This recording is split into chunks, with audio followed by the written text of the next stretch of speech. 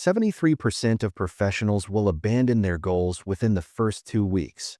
That is not opinion. That is what behavioral research consistently shows. Not because they lack desire, not because they are lazy, but because they are using the wrong strategy entirely. And that strategy has a name. It is called motivation. Right now, as you listen to this, millions of intelligent, capable people are waiting. Waiting to feel ready. Waiting to feel inspired. Waiting for that spark of motivation to finally arrive and push them into action. They have been waiting for months. Some have been waiting for years. And here is the brutal truth that nobody wants to tell you. That spark is not coming. And waiting for it is the most expensive habit you have. Motivation is not a reliable fuel source. It is a temporary emotional state that appears randomly and disappears without warning. And yet, an entire industry has been built around chasing it. Motivational videos, inspirational quotes, Monday morning resets, all of it designed to give you a feeling that fades by Tuesday afternoon. But you did not click on this audiobook to feel inspired for 15 minutes. You clicked because something in your life is not working. You know what you need to do. You have known for a while. Start the workout. Write the proposal. Study for the exam. Make the difficult call. Finish what you begin. The knowledge is there. The intention is there. But the action keeps slipping away. And every time it slips, a small voice whispers that maybe you are the problem. Maybe you lack discipline. Maybe you are just not built for this. Let me tell you about Marcus. Marcus is 36. Project manager at a consulting firm. Good at his job. Respected by his team. But for 11 months, he had been trying to launch a side business. Every Sunday night, he made the plan.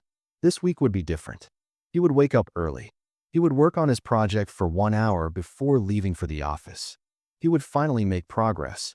Monday came. The alarm rang at 5:30. He felt tired. He told himself he would start tomorrow when he had more energy. Tomorrow became Wednesday. Wednesday became next week. Next week became next month. 11 months of this cycle. 11 months of guilt. 11 months of wondering what was wrong with him. 11 months of that same whisper. Maybe you are not cut out for this. Maybe successful people have something you do not. Here is what Marcus did not understand. Nothing was wrong with him. Everything was wrong with his strategy. Marcus was waiting for motivation. Motivation never showed up reliably. So Marcus never showed up reliably. The math was simple. The outcome was predictable. Then something changed. Marcus stopped waiting to feel ready.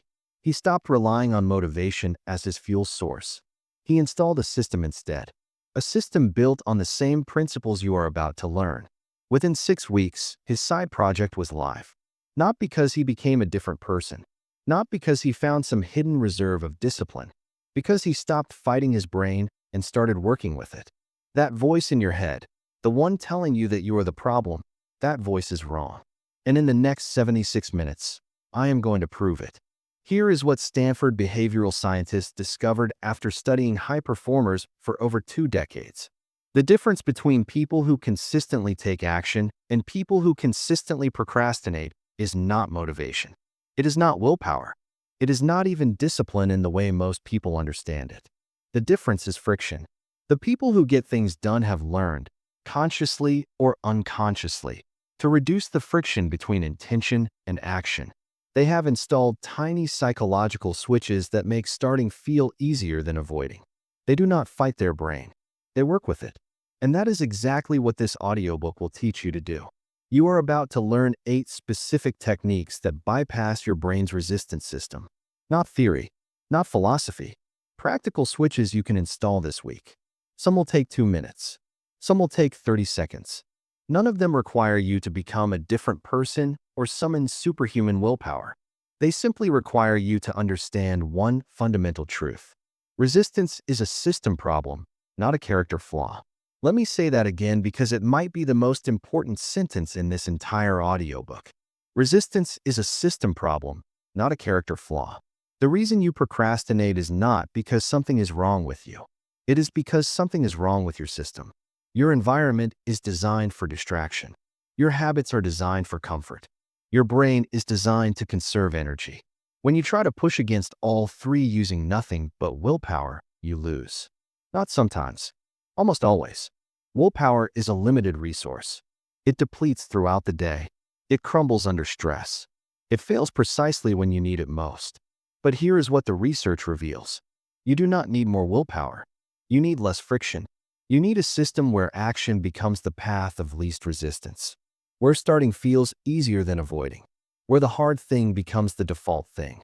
Now, let me show you the difference between how average performers and elite performers approach difficult tasks, because this distinction will reshape how you think about productivity forever.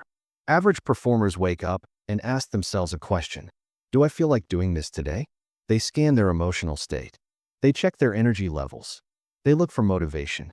And when motivation is absent, which is most of the time, they postpone. They tell themselves they will start tomorrow. They will start Monday. They will start when they feel ready. But ready never comes because ready is not a real state. It is an illusion your brain creates to protect you from discomfort. This is exactly what Marcus did for 11 months. Scanning for motivation every morning. Finding none. Postponing until tomorrow. Trapped in a cycle that had nothing to do with his character and everything to do with his strategy. Elite performers operate completely differently. They do not ask whether they feel like doing something. They have already decided. They wake up, and the action is already scheduled. The environment is already prepared. The trigger is already set. They do not rely on feeling motivated because they know motivation is unreliable. Instead, they rely on systems. Systems that remove decisions. Systems that reduce friction. Systems that make action automatic. This is not about being special. It is not about having superior genetics or extraordinary discipline. It is about installing the right switches. Marcus was not special. He simply learned to install the right switches. And once you understand how these switches work, you will wonder why nobody taught you this years ago. Let me give you a preview of what you are about to learn. In Chapter 3, you will discover the 2-minute entry, a technique that defeats procrastination by shrinking the commitment so small that your brain cannot resist. You will learn why starting is the only hard part and why momentum does the rest. In Chapter 4, you will master implementation intentions. These are if-then triggers that automate action without requiring willpower. If I open my laptop, then I write one sentence. If I sit at my desk, then I work for 2 minutes. If I feel resistance, then I start smaller. These simple formulas have repeatedly been shown to dramatically increase follow-through. In Chapter 5, you will learn friction engineering, how to redesign your environment so bad habits become harder and good habits become easier. Not through discipline, through design. In Chapters 6 through 8, you will learn 3 techniques that work beneath the surface. Dopamine alignment rewires how your brain experiences effort, making hard work feel rewarding instead of punishing. Identity proof stacking rebuilds your confidence through documented micro-wins until your self-image shifts permanently. And the calm body protocol teaches you to regulate your nervous system first, so your brain can focus second. And in the final chapters, you will put it all together with a 7-day installation plan. Day by day, switch by switch, until action becomes your new default. Now, before we go further, I need to address something directly.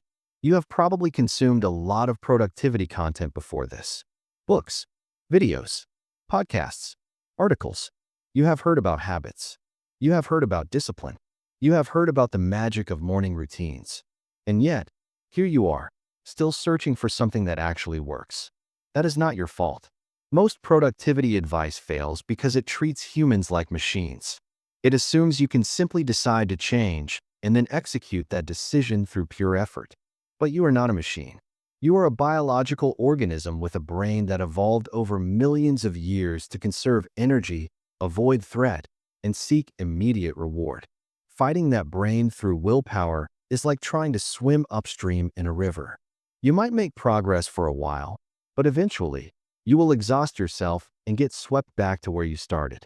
This audiobook takes a different approach. Instead of fighting the current, we are going to redirect it.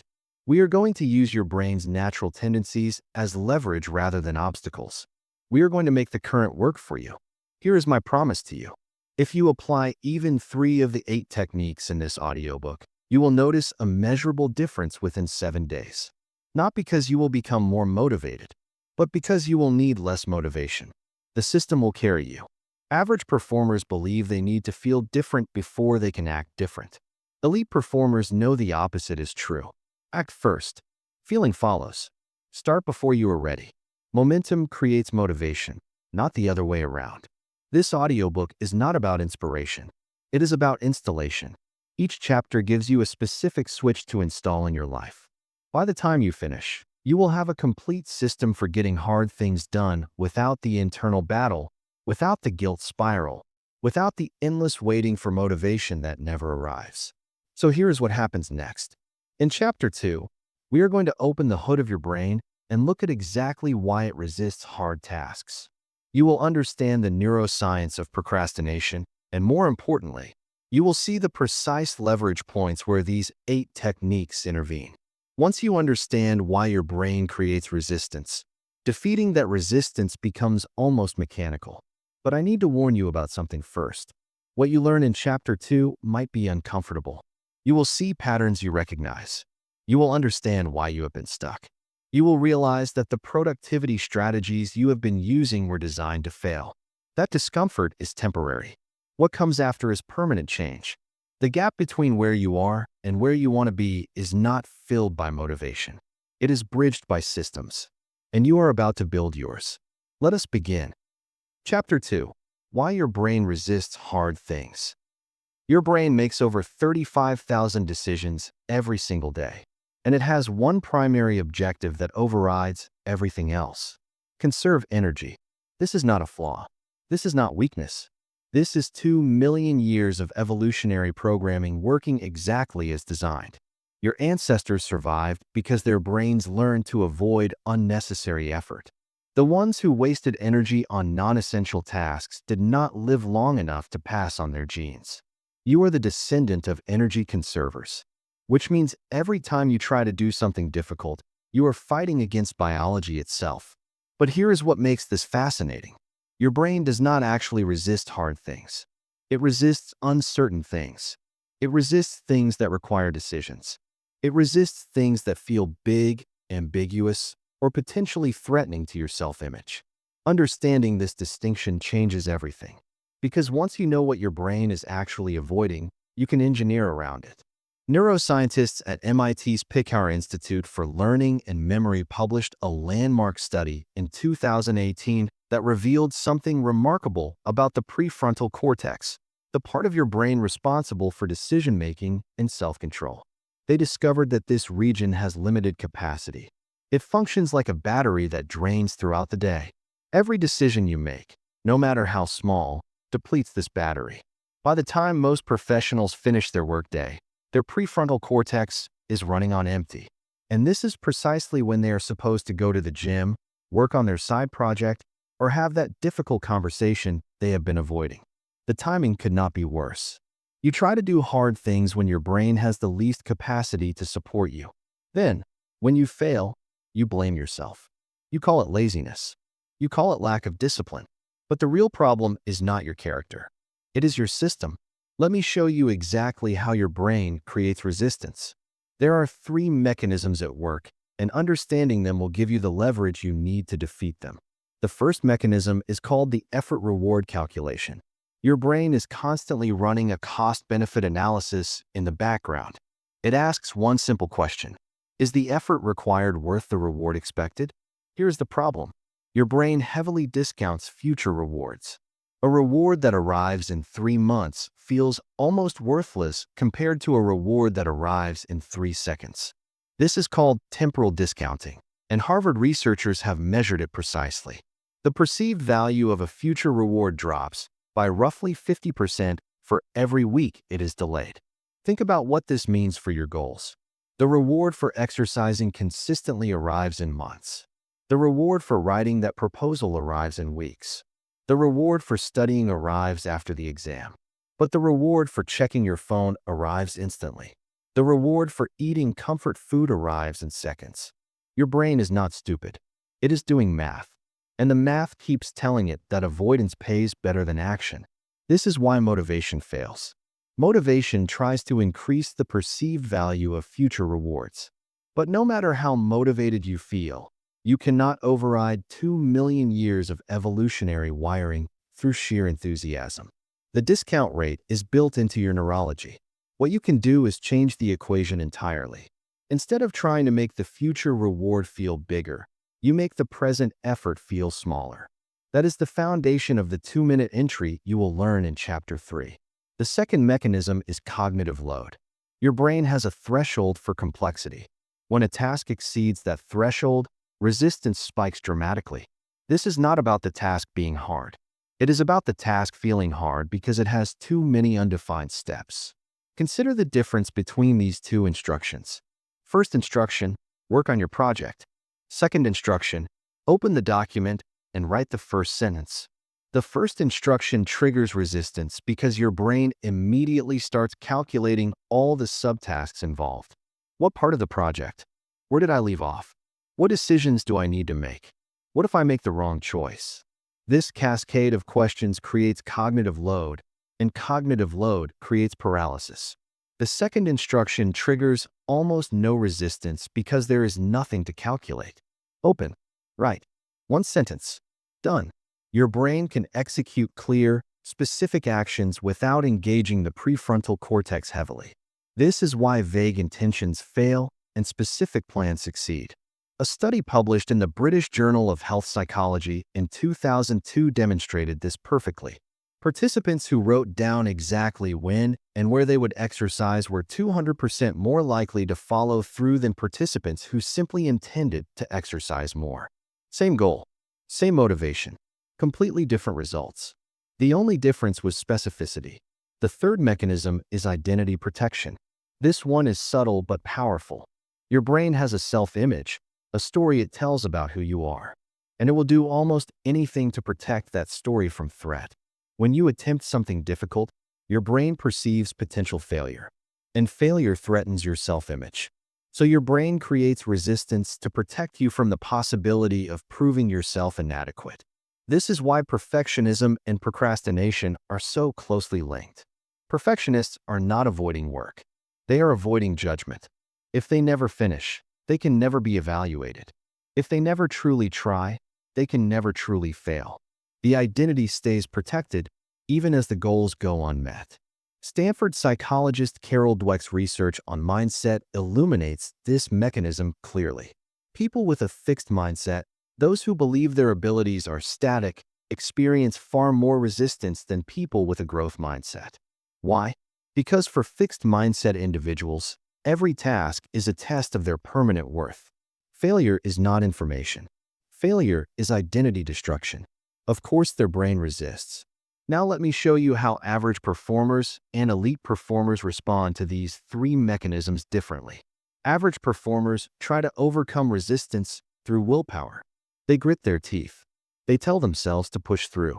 They rely on discipline and determination. This works occasionally, usually when they are well-rested, low stress, and the task is not too demanding. But the moment conditions become unfavorable, willpower crumbles. Average performers then interpret this failure as evidence of personal weakness, which reinforces the shame cycle and makes the next attempt even harder. Elite performers do not fight resistance. They dissolve it. They reduce the effort-reward gap by shrinking the commitment. 2 minutes instead of 2 hours. 1 sentence instead of 1 chapter. They eliminate cognitive load by making the first step crystal clear. They protect their identity by framing attempts as experiments rather than tests. They do not need willpower because they have removed the conditions that require willpower. This is not a personality difference. This is a strategy difference. And strategies can be learned.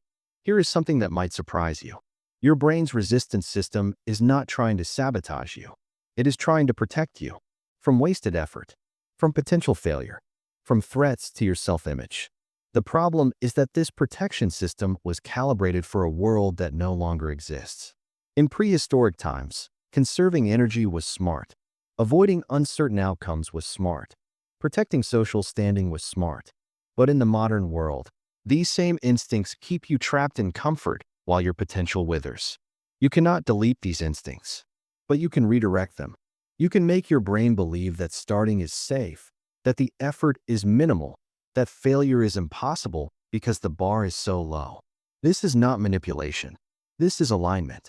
You are aligning your conscious goals with your brain's operating system. Let me give you one more piece of neuroscience before we move on. Researchers at University College London conducted a study in 2009 on habit formation. They tracked participants as they tried to establish new behaviors and measured how long it took for those behaviors to become automatic. The average was 66 days. But here is the part most people miss. The range was enormous. Some habits formed in 18 days. Some took 254 days. The difference was not the type of habit. It was the friction level. Low-friction habits formed faster.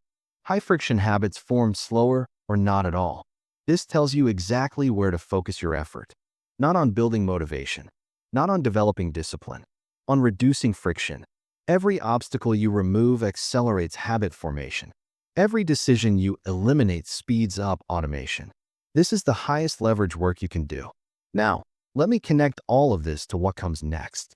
In Chapter 3, you will learn the 2-minute entry, a technique specifically designed to defeat the effort-reward calculation. By shrinking your commitment to something absurdly small, you bypass your brain's cost-benefit analysis entirely. 2 minutes of effort requires almost no willpower. And once you start, a different psychological force takes over. A force that actually works in your favor. In Chapter 4, you will learn implementation intentions, the antidote to cognitive load. By pre-deciding exactly when, where, and how you will act, you remove the decision-making burden that drains your prefrontal cortex. Action becomes automatic, not effortful. In Chapter 5, you will learn friction engineering, the practice of redesigning your environment so that good behaviors become easier and bad behaviors become harder. This is not about discipline. It is about architecture. You will build a physical space that supports your goals instead of undermining them. Each technique in this audiobook targets a specific mechanism of resistance. By the time you finish, you will have a complete system that dissolves resistance before it can stop you. But I want you to remember something important. Resistance is not your enemy. It is information. It tells you where the friction is. It shows you which switches need to be installed. When you feel resistance, do not fight it. Analyze it. Ask yourself, is this resistance from effort? Make the first step smaller. Is this resistance from uncertainty? Make the next action specific. Is this resistance from identity threat? Make the attempt an experiment, not a test. This framework transforms your relationship with hard tasks forever. You stop seeing resistance as a wall and start seeing it as a map that shows you exactly where to intervene. Your brain is not broken. Your strategy is. And strategies can be changed. In Chapter 3, we fix the first and most important one, the moment of starting. Because once you master the start, everything else becomes possible. Let us continue. Chapter 3, the 2-minute entry. 91% of the time you spend procrastinating happens before you start, not during the task. Before it, the actual work is rarely as painful as your brain predicts. But your brain does not know that because it never gets far enough to find out. It calculates the pain in advance, decides the cost is too high, and diverts you to something easier. This happens in milliseconds, below conscious awareness. By the time you notice you are scrolling your phone instead of working, the decision was already made seconds ago. But here is what researchers at the University of Pennsylvania discovered when they tracked procrastination patterns across 3,000 participants. The resistance curve is not flat. It peaks at the moment of initiation and drops sharply within the first 2 minutes of engagement. In other words, starting is the hard part. Once you are 2 minutes into a task, your brain recalculates. The pain it predicted does not materialize. The effort feels manageable. Momentum begins to build. And suddenly, continuing feels easier than stopping. This insight changes everything. Because it means you do not need to defeat an hour of resistance. You only need to defeat 2 minutes. 120 seconds. That is the entire battle. The 2-minute entry is built on this principle. Instead of committing to complete a task, you commit to start it for 2 minutes. Not finish it. Not do it well. Just begin. Just show up for 120 seconds. After that, you have full permission to stop. No guilt. No pressure. 2 minutes, then decide. Now, your brain might be objecting already. 2 minutes is nothing. How will 2 minutes help me finish my proposal? How will 2 minutes get me in shape? This objection misses the point entirely. The 2-minute entry is not about completing tasks. It is about defeating the resistance that prevents you from starting them. And once you start, everything changes. Let me explain why this works neurologically. Your brain has two competing systems when it comes to effort. The first system predicts how hard something will be. This is anticipatory resistance. It happens before you begin, and it is almost always exaggerated. Your brain overestimates effort to keep you safe, to conserve energy, to avoid potential failure. The second system experiences how hard something actually is. This is real-time assessment. It happens during the task, and it is usually far more accurate. The problem is that anticipatory resistance blocks you from ever reaching real-time assessment. You never start, so you never discover that the task was not as terrible as predicted. The 2-minute entry solves this by making the commitment so small that anticipatory resistance cannot justify blocking it. 2 minutes? Your brain cannot argue that 2 minutes is too hard. 2 minutes is nothing, so it lets you start. And once you start, the second system takes over. Real-time assessment replaces prediction, and suddenly, you are working. A study from Columbia University's Motivation Science Center measured this effect directly. Participants were asked to work on an unpleasant task. One group was told to work for 30 minutes. The other group was told to work for just 2 minutes, with the option to continue if they wanted. The 30-minute group showed high resistance and low follow-through. The 2-minute group showed almost no resistance at initiation. But here is the remarkable part. 80% of the 2-minute group chose to continue working beyond 2 minutes. Most of them worked for 20 minutes or more. They started small, and momentum carried them forward.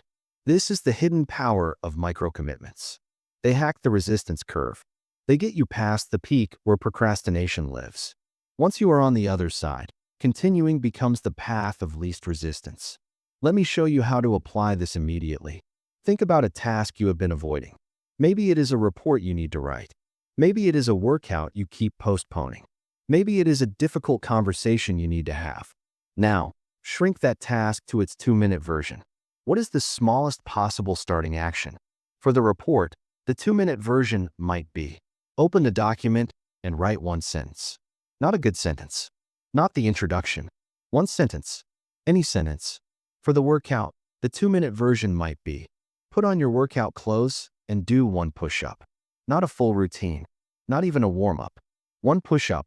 For the difficult conversation, the 2-minute version might be: send a text that says, "Can we talk later today?" Not the full conversation, just the opening.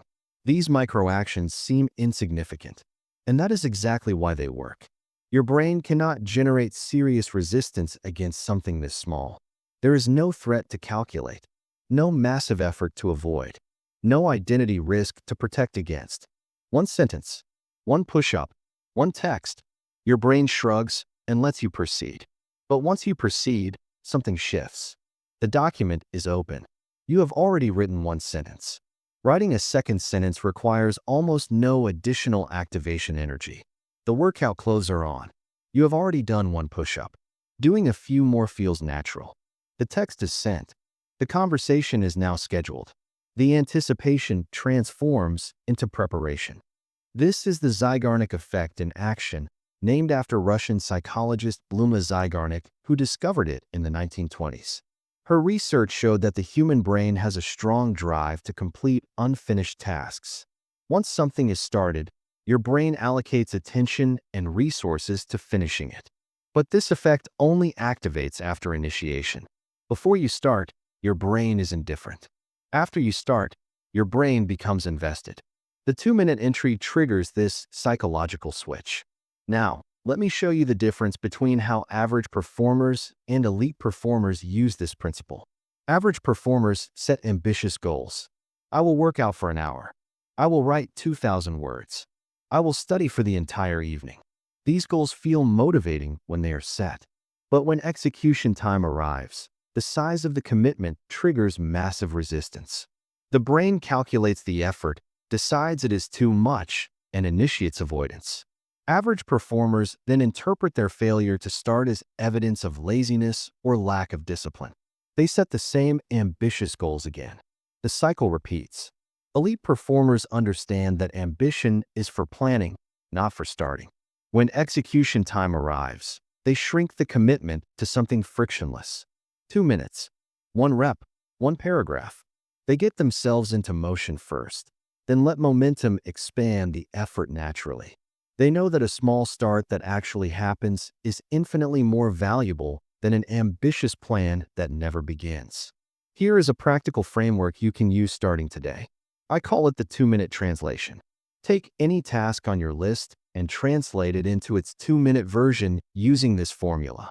What is the smallest action that would count as starting this task? Let me give you examples. Task: prepare presentation for Monday's meeting. 2-minute translation: open PowerPoint and type the title slide. Task: get back in shape. 2-minute translation: put on running shoes and walk to the end of the driveway. Task: learn Spanish.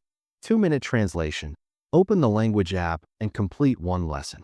Task: clean the apartment.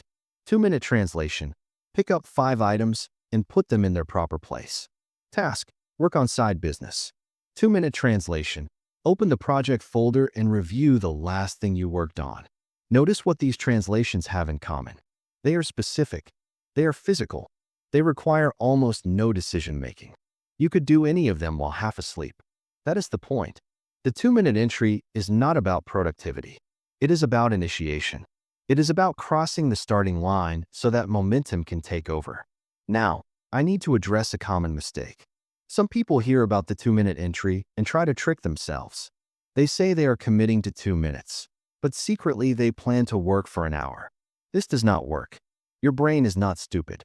If you repeatedly use the 2-minute promise as bait and switch, your brain will learn to distrust it. Resistance will return. The 2-minute entry only works if you honor it completely. If you genuinely want to stop after 2 minutes, stop. No guilt. No negotiation. You did what you committed to do. Stopping is allowed. Stopping is encouraged. Because when your brain learns that 2 minutes really means 2 minutes, resistance dissolves completely. Your brain thinks, this is safe, this is small, this is survivable. And it lets you start every single time. Over time, something interesting happens. You start honoring the 2-minute commitment, but you rarely want to stop at 2 minutes. The real-time experience is easier than the anticipated experience. Momentum feels good. Progress feels good.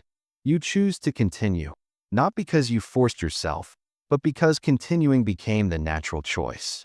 This is behavior change that lasts. Not through willpower, through engineering. You engineered the starting conditions to be frictionless.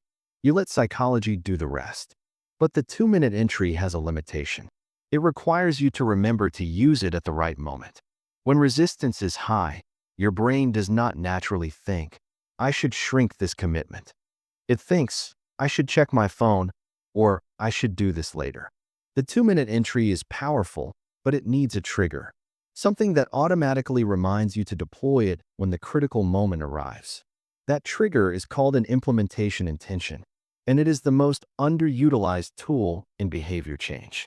In Chapter 4, you will learn how to create if-then plans that activate automatically without requiring willpower or conscious decision-making. You will install triggers that fire at exactly the right moment, launching you into your 2-minute entry before resistance can even form. The 2-minute entry defeats procrastination by shrinking the commitment. Implementation intentions defeat procrastination by automating the start. Together, they create a system where action happens before your brain can object. Let us build that system now. Chapter 4: Implementation Intentions, if-then triggers. In 2001, researchers conducted an experiment that would change our understanding of behavior change forever. They recruited 248 people who wanted to exercise more. The participants were divided into 3 groups.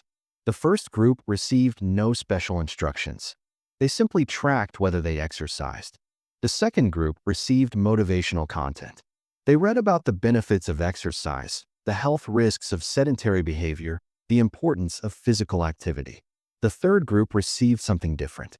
They were asked to complete 1 sentence. During the next week, I will exercise on this day, at this time, in this location. That is it. One sentence. Fill in the blanks. 8 weeks later, the results were stunning. In the first group, 38% exercised regularly. In the motivation group, 35% exercised regularly. Motivation actually performed worse than no intervention at all. But in the third group, the one-sentence group, 91% exercised regularly. Not a small improvement. A 240% increase in follow-through from a single sentence. This study, published in the British Journal of Health Psychology by researchers Sarah Milne, Shiana Orbel, and Pascal Sheeran, introduced the world to the power of implementation intentions. And what they discovered has been replicated across hundreds of studies since. Implementation intentions are not just slightly better than motivation. They operate in an entirely different category of effectiveness. So what exactly is an implementation intention? It is a predecision, a commitment made in advance that specifies exactly when, where, and how you will take a specific action. The format is simple. If situation X occurs, then I will perform behavior Y. If then, situation linked to response, trigger linked to action. Here is why this matters. Your brain does not struggle with action itself. It struggles with initiating action. The decision of when to start, where to start, how to start. These micro-decisions create friction. They require the prefrontal cortex to engage, calculate, and choose. And as you learned in Chapter 2, your prefrontal cortex has limited capacity. Every decision drains it. Implementation intentions eliminate the decision.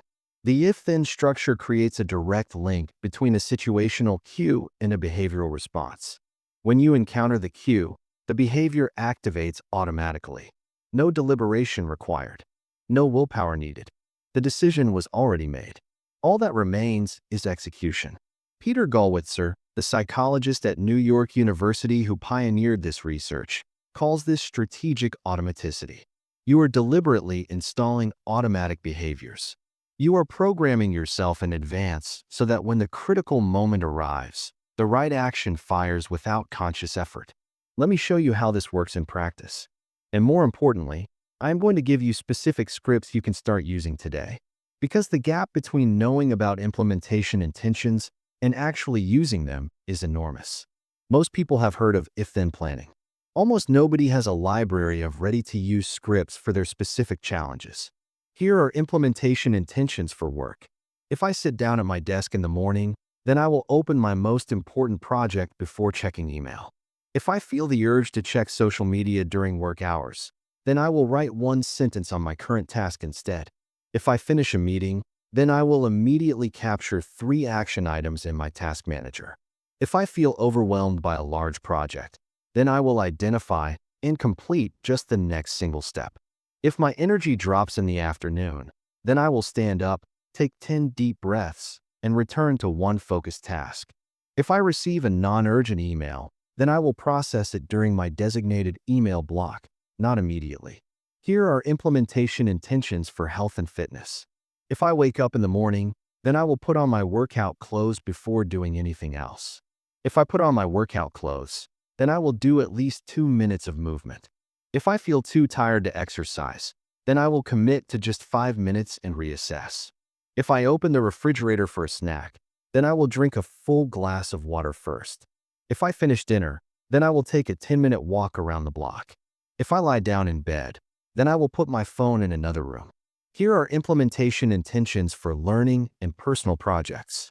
If I have 15 free minutes, then I will read 10 pages of my current book.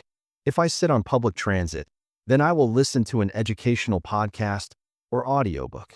If I open my laptop in the evening, then I will spend the first 20 minutes on my side project. If I feel stuck on what to learn, then I will review my notes from the last session. If I complete a learning session, then I will write one sentence summarizing what I learned.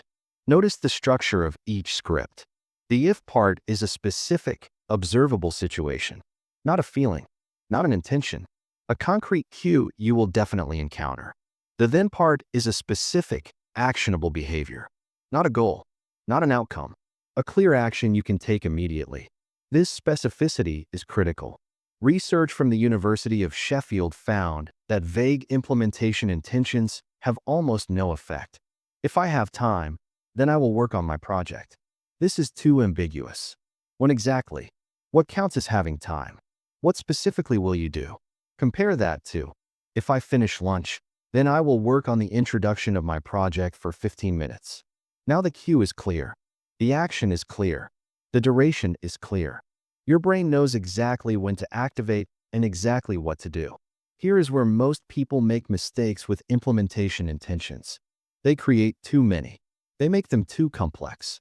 They forget to rehearse them. Let me address each of these. First, start with one. Just one implementation intention for the most important behavior you want to change. Install it. Practice it. Let it become automatic. Then add another. Trying to install 10 new if-then triggers simultaneously overwhelms the system. Your brain cannot encode that many new key response patterns at once. One at a time. Mastery before expansion. Second, keep them simple. The best implementation intentions can be stated in a single breath. If this, then that. If the format requires explanation, it is too complex. Simplicity enables automaticity. Complexity requires deliberation, which defeats the entire purpose. Third, rehearse mentally. This is the step most people skip, and it dramatically reduces effectiveness. After you create your implementation intention, close your eyes and visualize encountering the cue. See yourself in that situation. Then visualize performing the behavior. Run this mental movie 3 to 5 times. This mental rehearsal strengthens the cue response link in your brain. Neuroscience research from the University of Zurich shows that mental rehearsal of if-then plans increases follow-through by an additional 35%. 5 minutes of visualization. 35% better results. The return on investment is extraordinary. Now let me show you how average performers and elite performers differ in their use of implementation intentions. Average performers rely on general intentions. I want to exercise more. I should eat healthier. I need to work on my project. These intentions feel meaningful when stated, but they lack the situational cue that triggers action. When should you exercise? The intention does not say. Where should you eat healthier? The intention does not specify. Which moment should you work on your project? The intention leaves it open. Without a cue, there is no trigger. Without a trigger, there is no automatic activation. And without automatic activation, you are back to relying on willpower, which, as you know, depletes and fails. Elite performers think in cue response pairs. They do not just decide what to do. They decide when a specific situation will trigger that action. They preload the decision. They install the trigger. And then they let the system execute. Elite performers do not have more motivation than average performers. They have better programming. There is a second type of implementation intention that is equally powerful. It is designed not for starting good behaviors, but for stopping bad ones. The format is slightly different. If situation X occurs and I feel the urge to do unwanted behavior Y, then I will do alternative behavior Z instead. For example, if I feel stressed and reach for my phone, then I will take 3 deep breaths instead. If I feel bored in the evening and want to open Netflix, then I will read for 10 minutes first. If I feel frustrated and want to snap at a colleague, then I will pause and ask one clarifying question.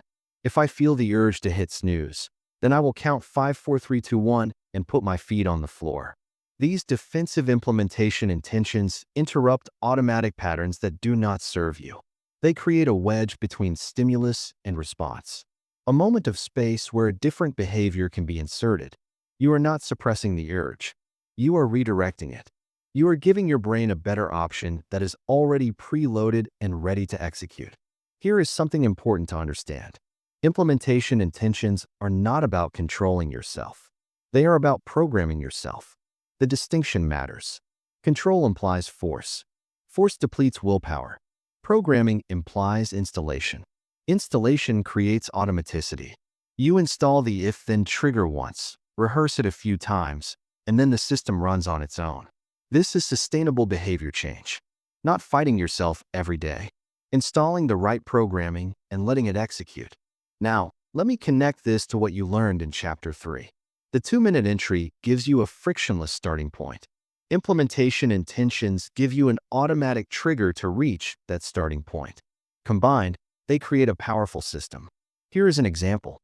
Your 2-minute entry for exercise is: put on workout clothes and do 1 push-up. Your implementation intention is: if I finish my morning coffee, then I will put on my workout clothes and do 1 push-up. Now the entire sequence is automated. Finish coffee. Cue activates. Put on clothes. Do push-up. 2 minutes. Done. No decision required. No willpower needed. The system executes. You can stack these for any area of your life. Your 2-minute entry for writing is: open the document and write 1 sentence. Your implementation intention is: if I sit at my desk after lunch, then I will open the document and write 1 sentence. Now writing happens automatically after lunch. Not because you felt motivated, because the cue triggered the response. The response was small enough to start, and starting led to momentum. This is the architecture of consistent action. Automatic triggers launching frictionless starts. Repeat this pattern across your most important behaviors, and you will accomplish more in the next 3 months than most people accomplish in a year. Not through extraordinary effort, through intelligent design. But there is still one more layer to add. Implementation intentions control when you start. The 2-minute entry controls how small you start, but neither controls the environment in which you operate. And your environment has more influence over your behavior than your intentions and willpower combined. In Chapter 5, you will learn friction engineering, the practice of designing your physical environment to make good behaviors easier and bad behaviors harder. You will understand why the location of your phone matters more than your motivation to avoid distraction. And you will learn to build spaces that automatically support your goals instead of constantly undermining them. Your triggers are now installed. Your starts are now frictionless. Let us make your environment an ally instead of an enemy. Chapter 5: Friction Engineering. Google wanted to reduce how much candy their employees ate. They had tried education.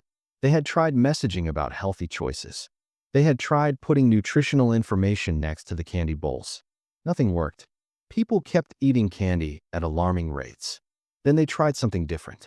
They did not change the messaging. They did not change the candy. They changed the container. They moved the candy from open bowls to opaque containers with lids. That was it. The candy was still there, still free, still available to anyone who wanted it. But now you could not see it, and you had to lift the lid to reach it. Candy consumption dropped by 43% in 1 week. Not 43% over a year. 43% in 7 days. From a lid. This is friction engineering. The deliberate manipulation of small obstacles and conveniences to shape behavior without relying on willpower. And it might be the most powerful and least understood principle in behavior change. Your environment is not neutral. Every object in your space, every step in your process, every default setting on your devices is either making your desired behaviors easier or making them harder. There is no middle ground. The couch facing the television makes watching easier. The gym bag in the closet makes working out harder. The phone on your desk makes distraction easier. The book on your nightstand makes reading harder if you have to reach for it. Most people try to succeed despite their environment. They rely on motivation to overcome inconvenience. They use willpower to resist temptations that are constantly visible and accessible. This is exhausting, and it fails over time because willpower depletes.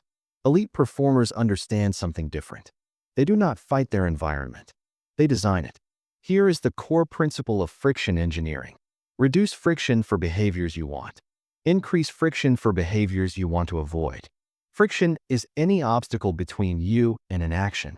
Time, effort, steps, decisions, distance, visibility. Every element of friction decreases the probability of a behavior occurring. Add friction to bad habits. Remove friction from good habits. Let physics do the work that willpower cannot. A study from Harvard Business School examined checkout processes in e-commerce. They found that every additional step in the checkout process reduced conversion rates by approximately 10%. 1 extra click, 10% fewer purchases. 2 extra clicks, nearly 20% fewer purchases. The behavior itself had not changed. The desire to buy had not changed. Only the friction changed. And friction was enough to alter thousands of decisions. This same principle applies to your daily behaviors. Every additional step between you and a good habit reduces the likelihood you will do it. Every additional step between you and a bad habit increases the likelihood you will skip it. The math is simple, but most people never apply it. Let me show you how to engineer friction deliberately. Start with your desired behaviors. What do you want to do more of? Exercise, read, write, meditate, work on important projects. Now examine the current friction level. How many steps exist between you and that behavior? For exercise, the steps might include: remember to exercise, find workout clothes, change clothes, find headphones, choose a workout, travel to the gym or workout location, begin exercising. That is 7 steps before the actual behavior starts. 7 opportunities for your brain to generate resistance. 7 moments where you can decide to postpone. Now reduce the friction. Lay out workout clothes the night before. Step 1, eliminated. Keep headphones in the same pocket of your gym bag. Step 2, reduced. Use the same workout program every day, so no choosing is required. Step 3, eliminated. Work out at home, so no travel is needed. Step 4, eliminated. You have compressed 7 steps into 3. The probability of exercising just increased dramatically. Not because your motivation changed, because your friction changed. Apply this analysis to every behavior you want to increase. What are the steps? Which steps can be eliminated? Which can be simplified? Which can be pre-completed? For reading, keep the book on your pillow, not your nightstand. Now you literally cannot get into bed without moving it. The book is in your hands. You might as well read a page.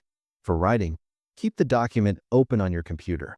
Do not close it at the end of each session. Tomorrow, when you sit down, the document is already there, cursor blinking, waiting for you. One less step, one less decision, one less opportunity for resistance. For healthy eating, prep vegetables on Sunday so they are ready to grab all week. Friction reduced. Put unhealthy snacks in opaque containers on high shelves. Friction increased for the wrong behavior. Now let me show you the other side. Engineering friction for behaviors you want to reduce. What do you want to do less of? Check social media. Watch excessive television. Eat junk food. Hit snooze. Engage in distraction. Examine the current friction level. How easy is it to perform these behaviors right now? For most people, checking social media has nearly zero friction. The phone is in your pocket. The apps are on the home screen. Notifications are enabled. You can go from intention to scrolling in under 2 seconds. This is by design. Billions of dollars have been spent engineering these apps to be as frictionless as possible. You are not weak for checking your phone constantly. You are responding predictably to an environment designed by some of the smartest engineers on the planet to capture your attention. But you can fight back with friction. Delete social media apps from your phone. Do not deactivate your accounts. Just remove the apps. Now to check social media, you must open a browser, type the URL, and log in. That is 5 to 10 seconds of additional friction. It does not sound like much. But research from Duke University found that adding just 10 seconds of friction to a behavior reduces its frequency by over 60%. 10 seconds. 60% reduction. Move your phone to another room when you need to focus. Now distraction requires standing up, walking to another room, and retrieving the device. That is 30 seconds of friction plus physical movement. Your brain will often decide it is not worth the effort. You will stay focused not because you have superior discipline, but because the environment made distraction inconvenient. Turn off notifications for everything except calls from real humans. Every notification is a trigger. Every trigger is an invitation to distract. Disable the invitations. The information will still be there when you choose to check it. But now you choose. The environment does not choose for you. For television, unplug the TV after each use. Now watching requires plugging it back in. A small obstacle, but small obstacles compound. You will watch less. Not because you wanted to watch less, because friction made watching slightly harder. For snacking, do not keep junk food in the house. This is the ultimate friction. Infinite steps between you and the behavior. To eat junk food, you would have to leave your home, Travel to a store, purchase the item, and return. Almost no one does this. The craving passes. The behavior does not occur. You did not resist temptation. You eliminated access to it. Here is the difference between average performers and elite performers when it comes to environment design. Average performers trust themselves to make good decisions in the moment. They keep junk food in the house because they believe they can resist it. They keep their phone on the desk because they believe they will not check it. They leave their gym bag in the closet because they believe they will remember to exercise. They put their faith in willpower. And willpower fails. Not sometimes. Predictably. Consistently. Inevitably. Elite performers do not trust their future selves. They know that future self will be tired, stressed, and depleted. They know that willpower will be low precisely when temptation is high. So they make decisions now that protect that future self. They remove junk food from the house. They put the phone in another room. They set out the gym clothes. They design the environment today so that tomorrow, the right behavior is almost automatic. This is not about distrust. It is about respect. Respecting the reality of how human psychology works. Respecting the limitations of willpower. Respecting the power of environment. Average performers hope they will behave well. Elite performers engineer conditions that make behaving well the default. Let me give you a systematic approach to friction engineering. I call it the friction audit. You can complete it in 15 minutes, and it will transform your environment. Step 1. List your 3 most important desired behaviors. The things you want to do more of. Step 2. For each behavior, count the steps between current state and action. Be specific. Every microstep counts. Step 3. For each behavior, identify which steps can be eliminated, simplified, or pre-completed. Make changes to reduce total steps by at least 50%. Step 4. List your 3 most problematic avoidance behaviors. The things you want to do less of. Step 5. For each behavior, count the current steps required. For most bad habits, this number will be very low. Step 6. For each behavior, identify what friction you can add. Think about visibility, accessibility, distance, steps, and defaults. Aim to at least triple the friction level. Step 7. Implement all changes immediately. Do not wait until tomorrow. The friction audit is worthless unless you physically change your environment today. Here is an example of a completed friction audit. Desired behavior, morning workout. Current steps, wake up, find clothes, change, find headphones, decide workout, begin. 6 steps. Friction reduction, sleep in workout clothes. Headphones on nightstand. Same workout every day. New steps, wake up, put on headphones, begin. 3 steps. 50% reduction. Avoidance behavior, checking phone first thing in the morning. Current steps, reach to nightstand, pick up phone. 2 steps. Friction increase, phone charges in kitchen. New steps, get out of bed, walk to kitchen, retrieve phone.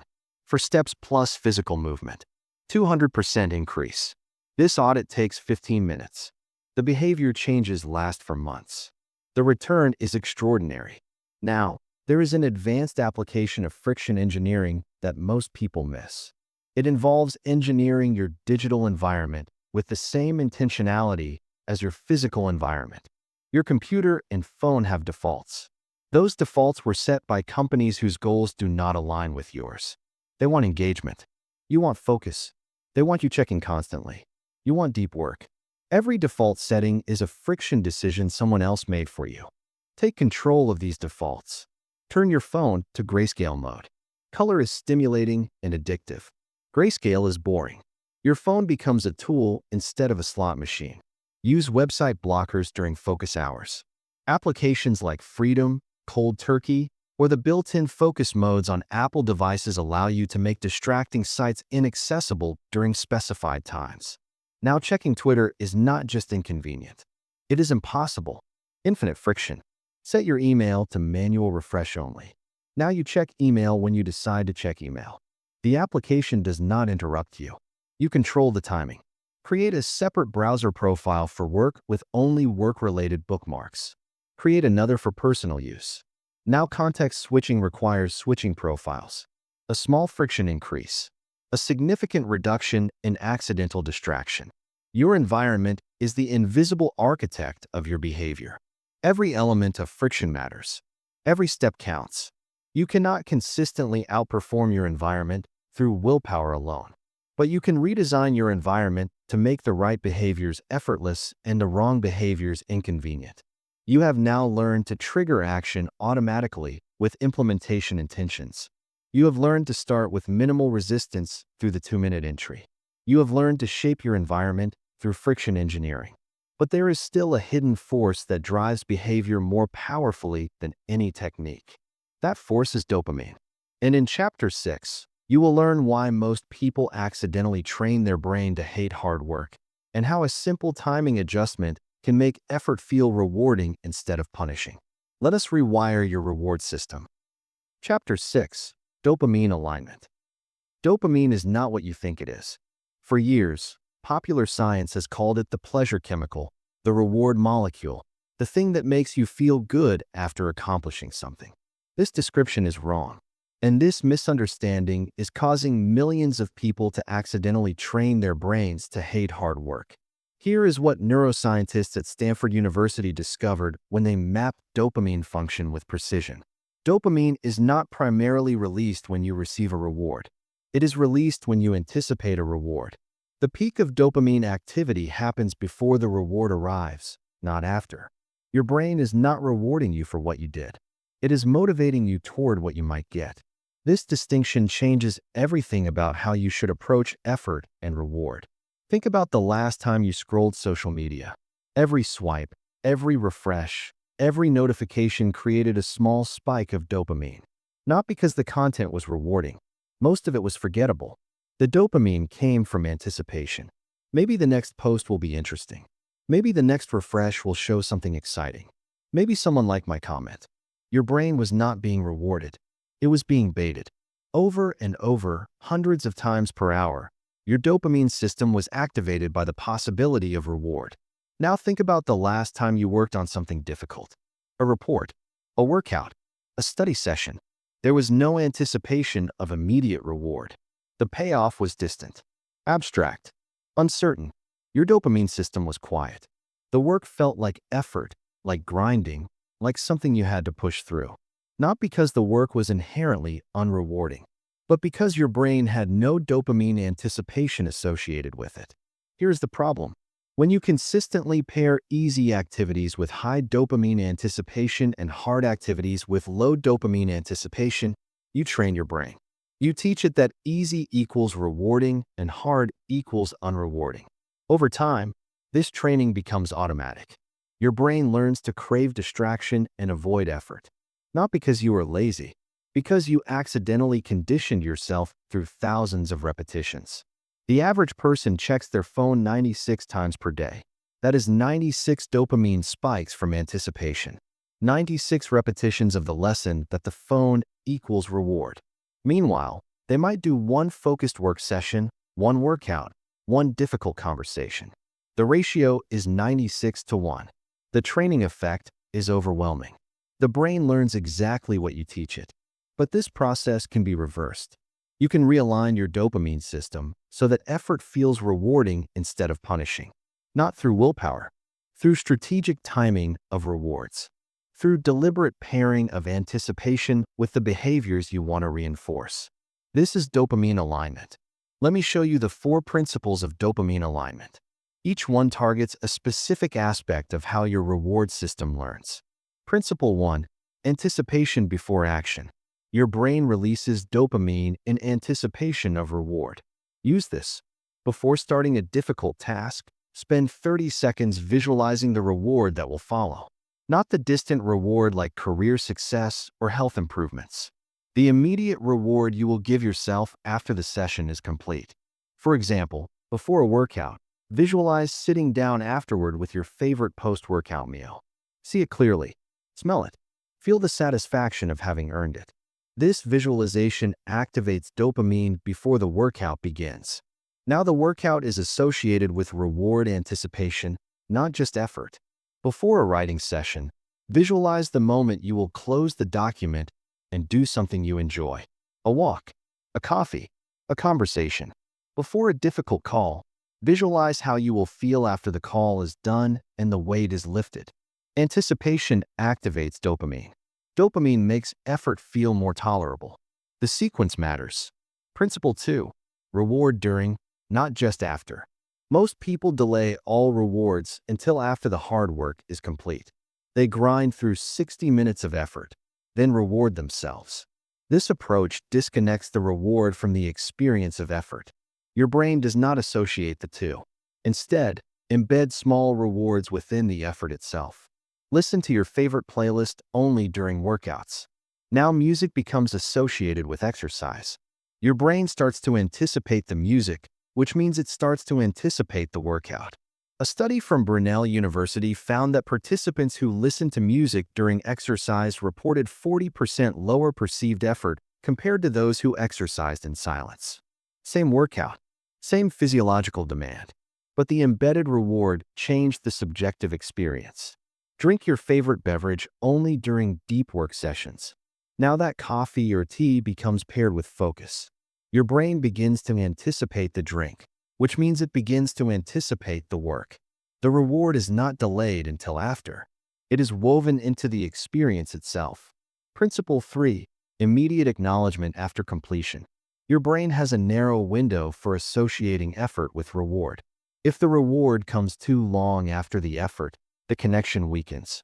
Research from the University of California, San Diego found that rewards delivered within 60 seconds of task completion created 3 times stronger behavioral reinforcement than rewards delivered after 10 minutes. This does not mean you need large rewards. Small, immediate acknowledgments work powerfully. The moment you finish a difficult task, mark it complete on your list. Say out loud, "Done." Take a deep breath and feel the satisfaction. These micro-rewards land within the critical window. They teach your brain that completing hard things leads immediately to positive feelings. Do not finish a task and immediately rush to the next one. Pause. Acknowledge. Let your brain register the completion before moving forward. This pause is not wasted time. It is reward timing.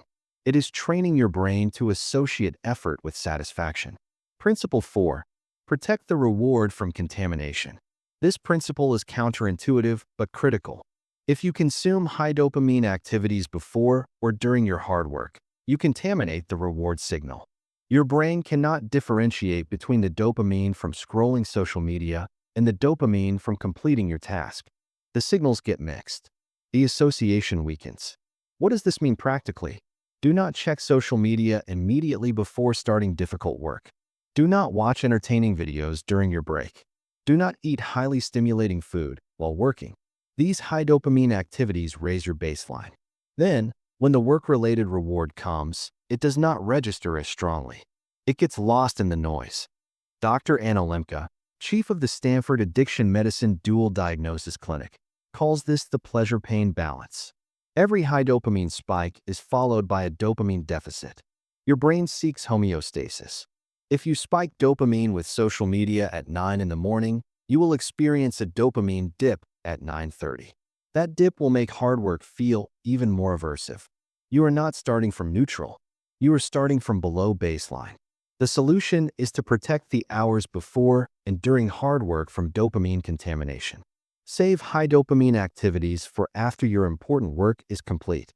Now the sequence becomes hard work followed by reward. This is the association you want to reinforce. This is the training pattern that makes effort feel worthwhile.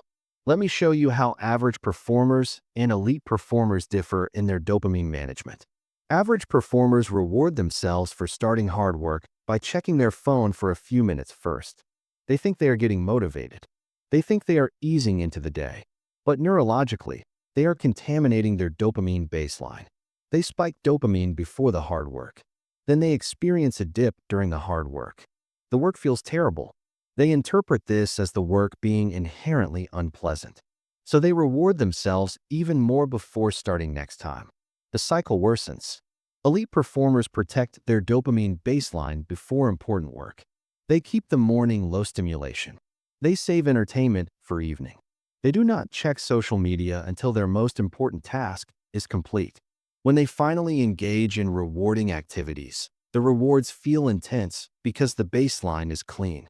And because the reward follows the effort, the brain learns the right association. Effort leads to reward.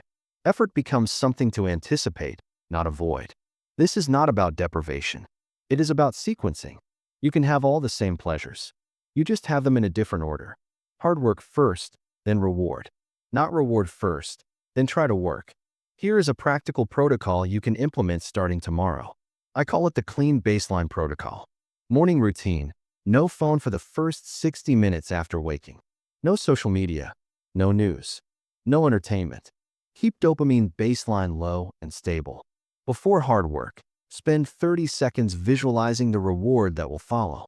Activate anticipation. During hard work, embed one low-intensity reward like music, a favorite beverage, or a comfortable environment. Associate the reward with the effort. Immediately after hard work, acknowledge completion within 60 seconds. Mark it done. Say it out loud. Feel the satisfaction. Let the association form. After all important work is complete, now engage in higher dopamine activities.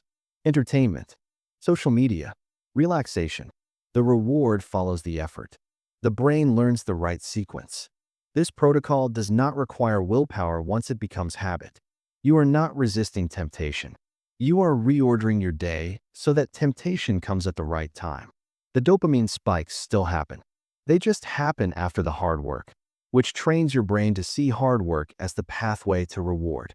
There is one more application of dopamine alignment that is particularly powerful for long-term goals.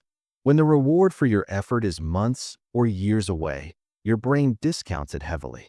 A promotion in 6 months feels almost worthless compared to a video right now. But you can bridge this gap with what psychologists call progress markers. Progress markers are visible indicators that you are moving toward your goal. A checklist that gets marked. A chart that shows improvement. A number that increases. These markers activate dopamine because they represent progress, which represents approaching reward. Even if the ultimate reward is distant, the marker of progress is immediate. Use progress markers deliberately. Track your workouts and watch the number grow. Track your word count and watch it accumulate. Track your sales calls and see the total rise. Each marker creates a small dopamine hit. Each hit reinforces the behavior. The distant goal still motivates your rational mind. The progress markers motivate your dopamine system. You need both. Now let me connect this to everything you have learned so far. The 2-minute entry gets you started with minimal resistance. Implementation intentions trigger that start automatically. Friction engineering makes the environment support your behavior. And dopamine alignment makes the behavior feel rewarding instead of punishing. These 4 techniques address different mechanisms, but they work together as an integrated system. When you combine them, something remarkable happens. Hard work stops feeling hard, not because the work changed, because your relationship to the work changed. You start automatically. You experience rewards during and after. Your environment removes obstacles. Your brain begins to anticipate effort instead of avoiding it. But there is still one element missing. All of these techniques shape your behavior. None of them shape your identity. And ultimately, sustainable change requires you to see yourself differently. To believe, at a core level, that you are the type of person who does hard things consistently. In Chapter 7, you will learn identity-proof stacking, the fastest way to rebuild confidence in yourself. Not through affirmations, not through positive thinking, through the deliberate accumulation of micro-evidence that you are becoming who you want to be. Small wins, documented and remembered, until your self-image shifts permanently. Let us rebuild the way you see yourself. Chapter 7. Identity-proof stacking. Every action you take is a vote for the type of person you believe you are. This insight comes from behavioral research, but its implications are profound. You do not change your behavior and then change your identity. You change your identity through repeated behavior. Each action is evidence. Each repetition strengthens the case. Over time, enough evidence accumulates to shift how you see yourself at a fundamental level. But here is what most people miss. Negative evidence counts too.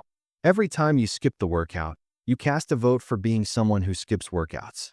Every time you procrastinate on the important task, you cast a vote for being a procrastinator.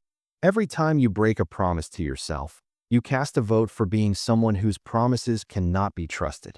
These votes accumulate silently, and eventually, they form a verdict, an identity, a story you tell yourself about who you are and what you are capable of. This is why so many intelligent, capable people feel stuck. They have accumulated years of evidence against themselves, thousands of broken commitments, thousands of abandoned resolutions, thousands of votes that say, "You are not someone who follows through." Their conscious mind wants to change, but their subconscious mind has seen the evidence, and the evidence says otherwise. The solution is not positive affirmations. Telling yourself, "I am disciplined," when you have years of evidence to the contrary creates cognitive dissonance. Your brain rejects the affirmation because it contradicts the accumulated proof. You feel like a fraud. The affirmation bounces off. The solution is to systematically collect new evidence, to stack proof, one small action at a time, until the balance shifts, until the preponderance of evidence supports the identity you want to claim. This is identity proof stacking, and it is the fastest way to rebuild confidence in yourself. Researchers at Northwestern University conducted a study on self-perception in 2018. They found that people's beliefs about their own traits were not based on abstract self-assessment. They were based on remembered behaviors. Participants who could recall more instances of acting courageously rated themselves as more courageous. Participants who could recall more instances of acting generously rated themselves as more generous. The recalled behaviors created the identity, not the other way around. This finding has a powerful implication. If you want to see yourself as someone who does hard things consistently, you need to be able to recall instances of doing hard things. You need evidence, and you need that evidence to be accessible, memorable, and recent. The problem is that most people do not track their wins. They complete a task and immediately move to the next one. They finish a workout and forget about it by afternoon. They keep a commitment to themselves and never consciously register it. The positive evidence exists, but it is not encoded strongly. It fades. Meanwhile, the failures are vivid. The skipped workouts, the broken promises, the procrastinated deadlines. These get rehearsed mentally, analyzed, regretted. The negative evidence strengthens while the positive evidence dissolves. Identity proof stacking reverses this pattern. It creates a system for capturing, storing, and reviewing positive evidence. It makes your wins as memorable as your failures. Over time, the accumulated proof shifts your self-perception, not through wishful thinking, through documented reality. Let me show you how to implement this. Step 1. Define the identity you want to build. Be specific, not, "I want to be successful." That is too vague to generate evidence.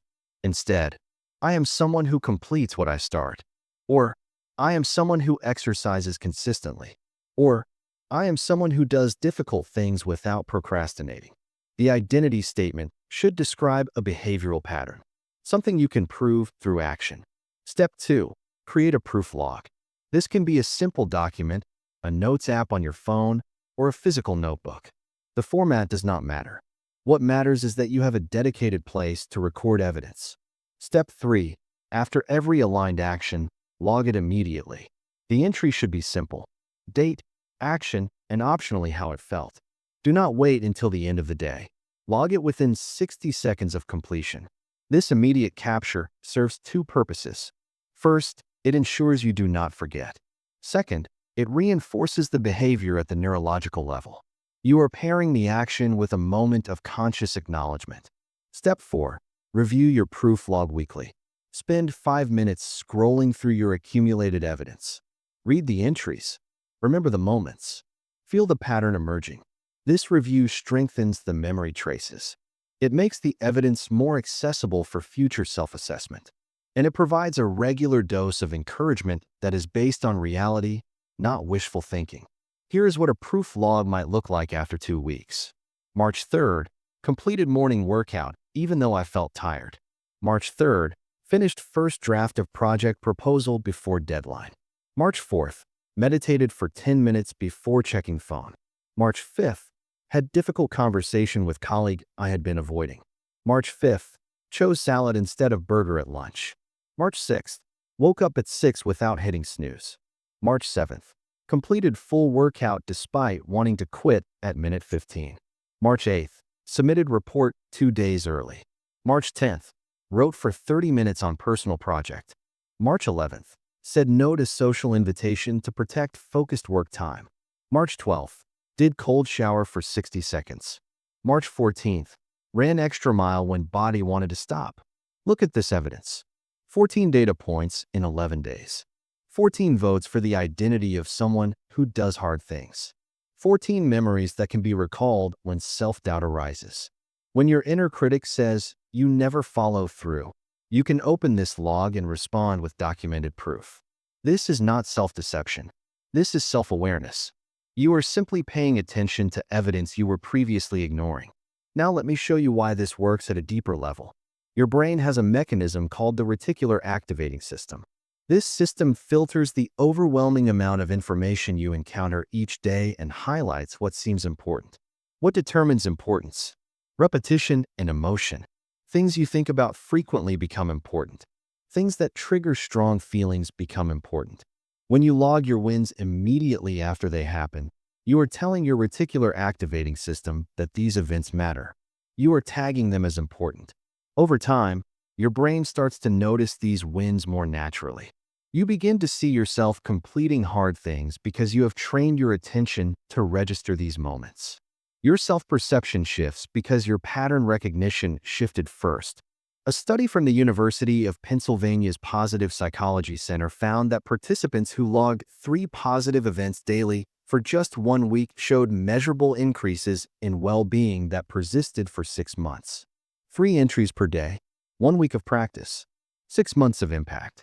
The researchers attributed this lasting effect to a shift in attentional patterns. Participants had trained their brains to notice positive events, and this training persisted long after the formal exercise ended. Identity proof stacking works the same way. You are training your brain to notice evidence of the person you are becoming. Each logged entry reinforces the pattern. Each weekly review consolidates the evidence. The identity shift is not imagined. It is constructed deliberately through accumulated proof. Let me show you the difference between how average performers and elite performers approach self-perception. Average performers base their identity on their most recent failures. They skip one workout and conclude they are not athletic. They procrastinate on one project and decide they lack discipline. They give more weight to negative evidence and let positive evidence fade unnoticed. Their self-perception is unstable, constantly undermined by the latest mistake. This instability creates anxiety, and anxiety makes the next hard thing even harder. Elite performers base their identity on accumulated evidence. They track their wins systematically. They review their proof regularly. When they fail, they see it as one data point among many, not as a verdict on their character. Their self-perception is stable because it rests on documented reality, not on the emotional volatility of yesterday's performance. This stability creates confidence, and confidence makes the next hard thing feel achievable. The difference is not natural confidence. It is evidence management. Elite performers have built systems to capture and remember their wins. Average performers leave this to chance and then wonder why they feel like imposters. There is an advanced application of identity proof stacking that accelerates the process dramatically. It is called identity rehearsal. After you log a win, spend 15 seconds replaying the moment in your mind. See yourself taking the action. Feel the effort. Feel the completion. This mental replay encodes the memory more deeply. It creates a richer trace that will be easier to recall later. Neuroscience research from Harvard Medical School shows that vivid mental rehearsal activates the same neural pathways as the actual experience. When you replay completing a hard task, your brain partially re-experiences it. The evidence strengthens. The identity solidifies. 15 seconds of replay. Dramatically stronger encoding. Combine logging with replay, and you have a powerful daily practice. Complete the hard thing. Log it immediately.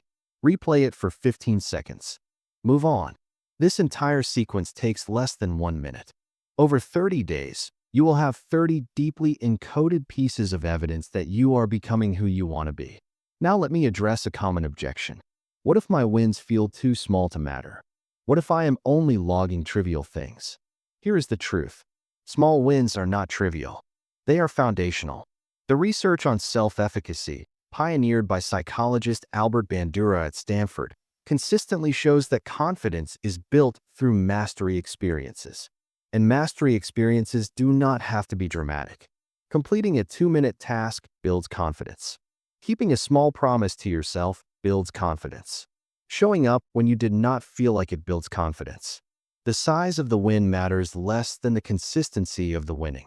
In fact, small wins may be more valuable than large wins for identity building. Large wins are rare. They provide occasional spikes of confidence followed by long gaps. Small wins can happen daily. They provide a steady accumulation of evidence. Over time, 300 small wins outweigh 3 large wins for identity formation. Volume beats magnitude. Log everything. The 5-minute meditation. The single push-up. The 1-sentence written. The difficult email sent. These are all votes. These are all proof. These are all evidence that you are becoming someone who does hard things. There is one more principle to understand. Identity proof stacking works best when combined with everything you have learned so far. The 2-minute entry creates small wins you can log. Implementation intentions ensure you take actions worth logging. Friction engineering makes those actions easier to complete. Dopamine alignment makes them feel rewarding. And identity proof stacking captures the evidence and constructs a new self-perception. Each technique reinforces the others. You start small, so you succeed often. You succeed often, so you have evidence to log. You log evidence, so your identity shifts. Your identity shifts, so starting feels natural. The system becomes self-sustaining. But there is one more piece we have not addressed. All of these techniques assume you are operating from a regulated nervous system. They assume your body is calm enough to let your brain make good decisions. For many people, this assumption is wrong. They are operating in chronic low-grade stress. Their nervous system is in protection mode. And when the nervous system is protecting, no amount of technique can reliably produce action.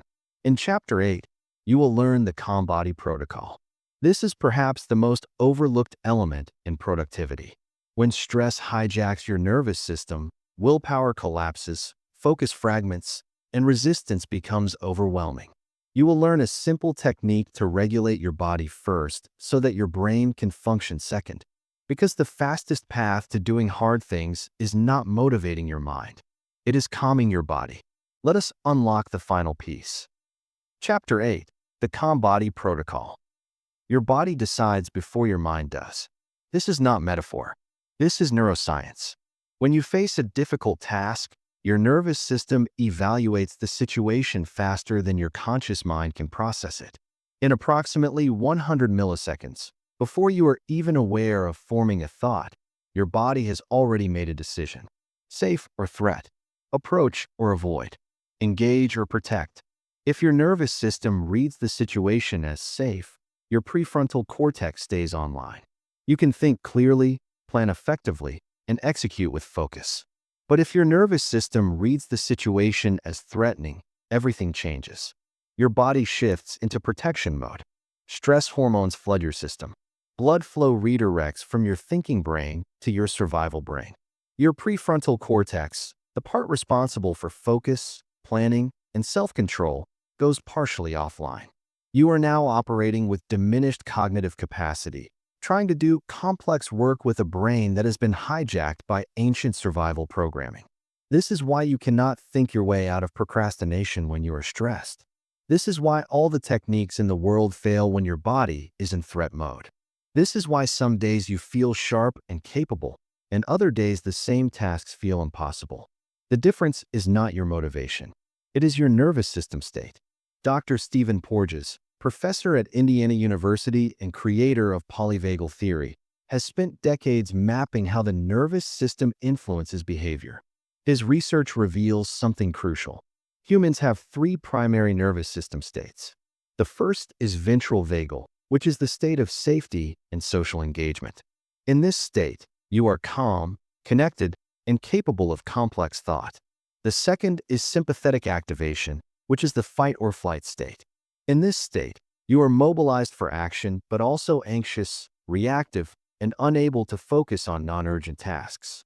The third is dorsal vagal, which is the freeze or shutdown state. In this state, you feel numb, disconnected, and unable to mobilize at all. Most productivity advice assumes you are operating in the first state. It assumes you are calm, regulated, and ready to receive strategies. But millions of professionals spend their days oscillating between the second and third states. Low-grade anxiety, background stress, chronic overwhelm. They are trying to implement productivity techniques while their nervous system is screaming that something is wrong. It does not work. It cannot work. The body overrides the mind every time. Here is what this means practically. Before you can consistently do hard things, you need to regulate your nervous system. Not once, repeatedly, throughout the day. Every time stress accumulates, every time threat signals spike, you need a way to return to the state where focus and action are possible. This is the calm body protocol, and it is the missing piece that makes everything else work. The primary tool for nervous system regulation is your breath. This is not wellness fluff. This is hard physiology. Your breath is the only autonomic function that operates both automatically and voluntarily. You breathe without thinking about it, but you can also control your breath deliberately. This dual nature makes breath a direct interface to your nervous system. By changing how you breathe, you change the signals your body sends to your brain about whether you are safe or threatened. When you are stressed, your breathing becomes fast and shallow. This pattern tells your brain that danger is present. Your brain responds by keeping you in sympathetic activation. The cycle reinforces itself. Shallow breathing signals threat. Threat maintains shallow breathing. You stay stuck in a state where hard work feels impossible. But you can interrupt this cycle deliberately. By slowing your breath and extending your exhale, you activate the parasympathetic nervous system. This is the rest and digest system. It tells your brain that the threat has passed. Heart rate decreases. Stress hormones clear. Blood flow returns to the prefrontal cortex. Within 90 seconds of correct breathing, your entire physiological state shifts. You move from threat mode to safety mode. And in safety mode, hard work becomes accessible again. Researchers at Yale School of Medicine conducted a study comparing different stress reduction techniques. They tested mindfulness meditation, breathing exercises, and emotional resilience training. The breathing exercises produced the fastest and most significant improvements in mood, stress reduction, and cognitive performance. Not over weeks, over minutes. Participants who practiced controlled breathing showed measurable improvements in attention and emotional regulation within a single session. Here is the specific breathing pattern that research supports for rapid nervous system regulation. It is called physiological sighing, and it was identified by Dr. Andrew Huberman at Stanford University School of Medicine as the fastest way to reduce stress in real time. The pattern is simple: 2 inhales through the nose, followed by 1 long exhale through the mouth. The first inhale fills your lungs partially. The second inhale tops them off completely, reinflating the tiny air sacs in your lungs called alveoli. Then you exhale slowly and completely through your mouth, making the exhale longer than both inhales combined. Do this once, and your heart rate will decrease measurably. Do it 3 times, and your entire state will shift. This is not relaxation as a vague concept. This is a specific physiological intervention that changes your nervous system state in under 60 seconds. Let me show you how to integrate this into your daily practice. The Calm Body Protocol has 3 applications: pre-task regulation, mid-task recovery, and stress trigger response. Pre-task regulation happens before you begin any hard work, before sitting down to write, before starting the difficult conversation, before opening the challenging project. Take 60 seconds to regulate. Perform 3 physiological sighs. Feel your body shift from activation to calm. Then begin. You are now starting from a regulated state, which means your prefrontal cortex is fully online, your focus is available, and resistance is minimized. This pre-task regulation is especially important first thing in the morning.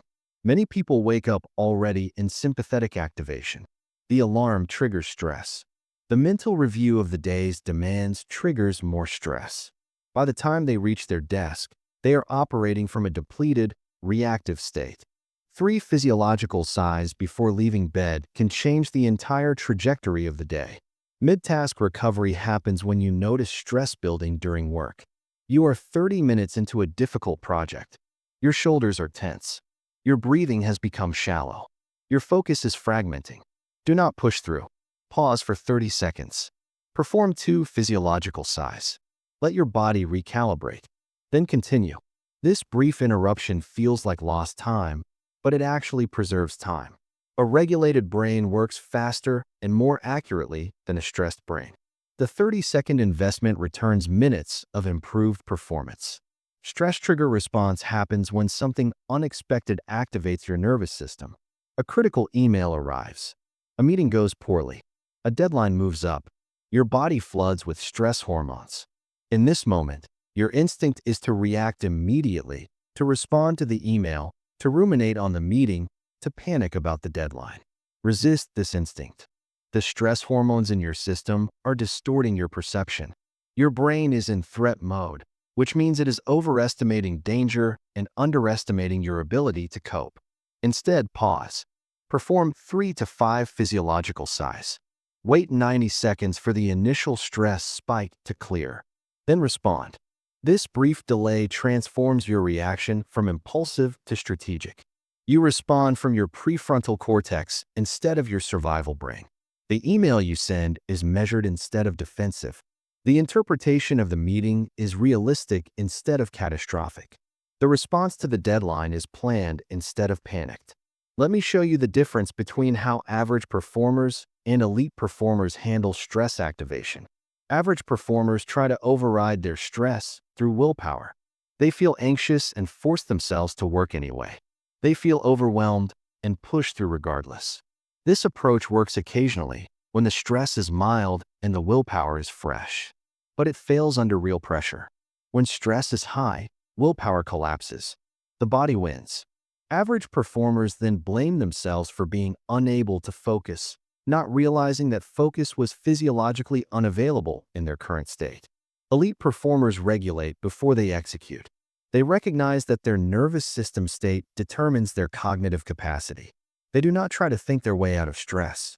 They breathe their way out of stress first, then think clearly second. This sequence is not weakness. It is efficiency. It is working with human physiology instead of against it.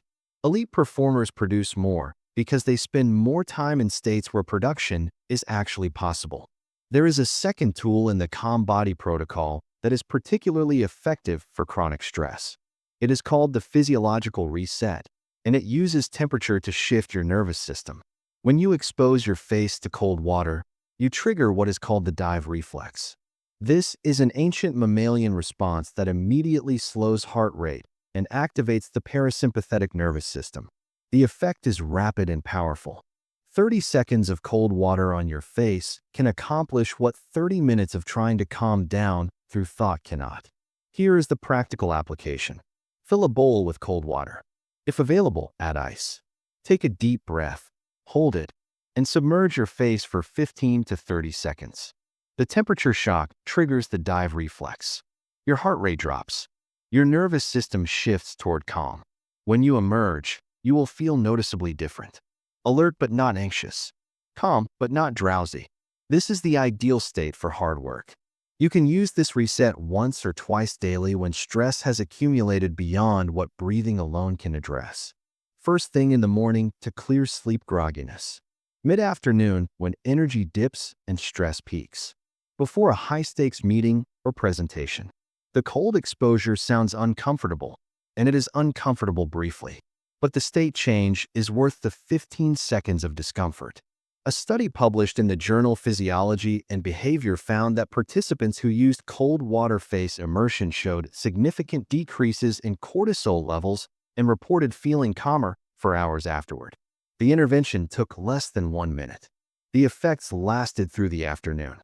This is high-leverage nervous system regulation. Now let me connect this to everything you have learned. The 2-minute entry works best when your nervous system is regulated. If you are in threat mode, even 2 minutes feels overwhelming. Regulate first, then start small. Implementation intentions fire automatically, but your body can override them. If you are highly stressed when the trigger occurs, your brain may veto the planned behavior. Regulate throughout the day to keep your body receptive to the triggers you have installed. Friction engineering shapes your environment, but a dysregulated nervous system sees threat everywhere. A calm body navigates the environment you have built. A stressed body finds new obstacles you never anticipated. Dopamine alignment works when your reward system is functioning normally. Chronic stress disrupts dopamine signaling. Regulate your nervous system to keep your reward system responsive. Identity proof stacking builds confidence, but stress erases access to positive memories. When you are threatened, your brain prioritizes recalling dangers and failures. A regulated state lets you access the evidence you have accumulated. The Calm Body Protocol is not one technique among many. It is the foundation that makes all other techniques effective. Without nervous system regulation, you are trying to build a house on sand. With it, every strategy you have learned gains solid ground. In Chapter 9, you will learn the final 2 techniques: decision elimination and completion momentum. You will discover how to remove the hidden drain of daily choices and how to leverage the psychological force that makes finishing easier than stopping. These techniques will complete your system. But remember what you learned here. Before strategy, regulate. Before technique, breathe. Before doing, calm the body that will do the work. The body decides first. Make sure it decides in your favor. Chapter 9. Decision Elimination and Completion Momentum. The average professional makes approximately 70 decisions before 9 in the morning. What time to wake up? Whether to hit snooze? What to wear? What to eat? Whether to exercise? What to check first? How to respond to messages? Which task to start? Each decision feels small, but each decision draws from the same limited pool of cognitive resources. By the time most people arrive at their important work, they have already depleted a significant portion of their mental energy on choices that add no value to their day. This is called decision fatigue, and research from Princeton University shows it is one of the primary reasons high performers burn out while seeming to accomplish less than they should. The study tracked judges making parole decisions throughout the day. Early in the morning, judges granted parole approximately 65% of the time. By late afternoon, after hundreds of decisions, the approval rate dropped to nearly zero. The prisoners were not different. The cases were not different. The judges were depleted. And when depleted, the brain defaults to the easiest option, which is usually no action at all. This same pattern governs your productivity. Every unnecessary decision you make throughout the day reduces your capacity for the decisions that actually matter. Every moment spent choosing depletes the resources needed for executing. The solution is not to make better decisions. The solution is to make fewer decisions, to eliminate choices wherever possible, to pre-decide so that your execution hours are protected from the drain of deliberation. This is decision elimination. And when combined with completion momentum, the psychological force that makes finishing easier than stopping, you have the final pieces of a system that makes hard work feel almost automatic. Let me show you how decision elimination works in practice. The principle is simple. Any decision you make repeatedly should be made once and automated. If you decide what to eat for breakfast every morning, you are wasting decision capacity. Decide once. Eat the same breakfast every weekday. The choice is made. The cognitive load disappears. If you decide what to wear each day, you are wasting decision capacity. Decide once. Build a simple rotation or uniform. The choice is made. This is not about deprivation or monotony. It is about resource allocation. You have a finite amount of cognitive energy each day. You can spend it on trivial, repetitive choices, or you can conserve it for the work that matters. Elite performers choose conservation. Steve Jobs wore the same black turtleneck daily. Mark Zuckerberg wears the same gray t-shirt. Barack Obama limited his suits to 2 colors. These choices seem eccentric until you understand the underlying logic. Each eliminated decision is mental energy preserved. Each preserved unit of energy is available for consequential thinking. Multiply this across dozens of daily decisions, and the accumulated savings are substantial.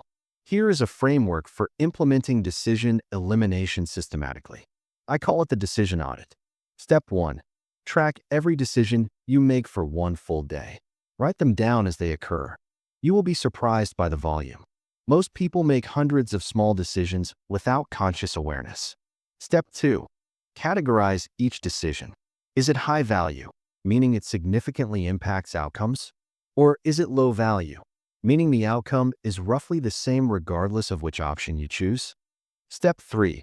For every low-value decision, create a default, a pre-made choice that applies automatically. What do you eat for breakfast? Default. What do you wear on Monday? Default. What do you do first when you sit at your desk? Default. Which route do you take to work? Default. Step 4. Implement the defaults for 1 week. Notice the mental space that opens up. Notice how much easier it becomes to engage with difficult work when you have not already exhausted yourself on trivialities. A study from the University of Minnesota found that participants who reduced their daily decisions by just 30% reported significantly higher energy levels and completed complex tasks with greater accuracy. 30% fewer decisions. Measurably better performance. The math is clear. Now let me show you specific areas where decision elimination yields the highest returns. Morning routine. Pre-decide every element. Wake time, breakfast, clothing, first activity. No choices until you reach your most important work. Work initiation. Pre-decide what you will work on first each day. Make this decision the night before. Write it down. When morning arrives, there is no deliberation. You simply execute the pre-made plan. Email processing. Pre-decide when you will check email. 2 or 3 specific times per day. Outside those windows, email does not exist. The decision of whether to check is eliminated. Meals. Pre-decide your meals for the week on Sunday. When hunger arrives, there is no debate about what to eat. The decision was made days ago. Exercise. Pre-decide the days, times, and exact workouts. When the scheduled time arrives, there is nothing to figure out. You execute the predetermined plan. Social commitments. Pre-decide your criteria for saying yes or no. If an invitation does not meet your criteria, decline automatically. No agonizing over each request. Each of these eliminations seems minor in isolation. Together, they free massive cognitive resources for the work that actually advances your goals. Now let me introduce the second technique, completion momentum. Earlier in this audiobook, you learned about the Zeigarnik effect, the psychological phenomenon where unfinished tasks occupy mental space and create a drive toward completion. This effect is powerful once a task is started, but there is a complementary force that operates as you approach the finish line. The closer you get to completing something, the stronger your motivation to finish becomes. Researchers at the University of Chicago demonstrated this with a coffee shop loyalty card experiment. They gave customers cards that required 10 purchases for a free coffee, but they created 2 versions. One card started empty with 10 stamps needed.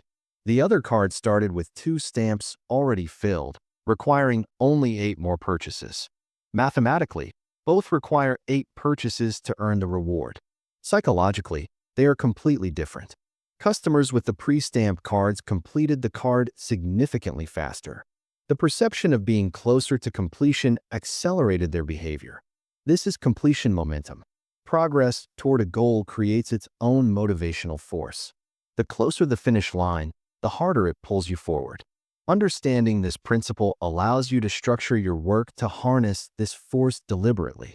Here is how to apply completion momentum. First, break large projects into smaller completion units. A project with one finish line offers 1 moment of completion momentum at the end. A project broken into 10 milestones offers 10 moments of completion momentum throughout. Each milestone you approach generates motivational pull. Each milestone you cross generates satisfaction and evidence for your identity-proof log. Second, make progress visible.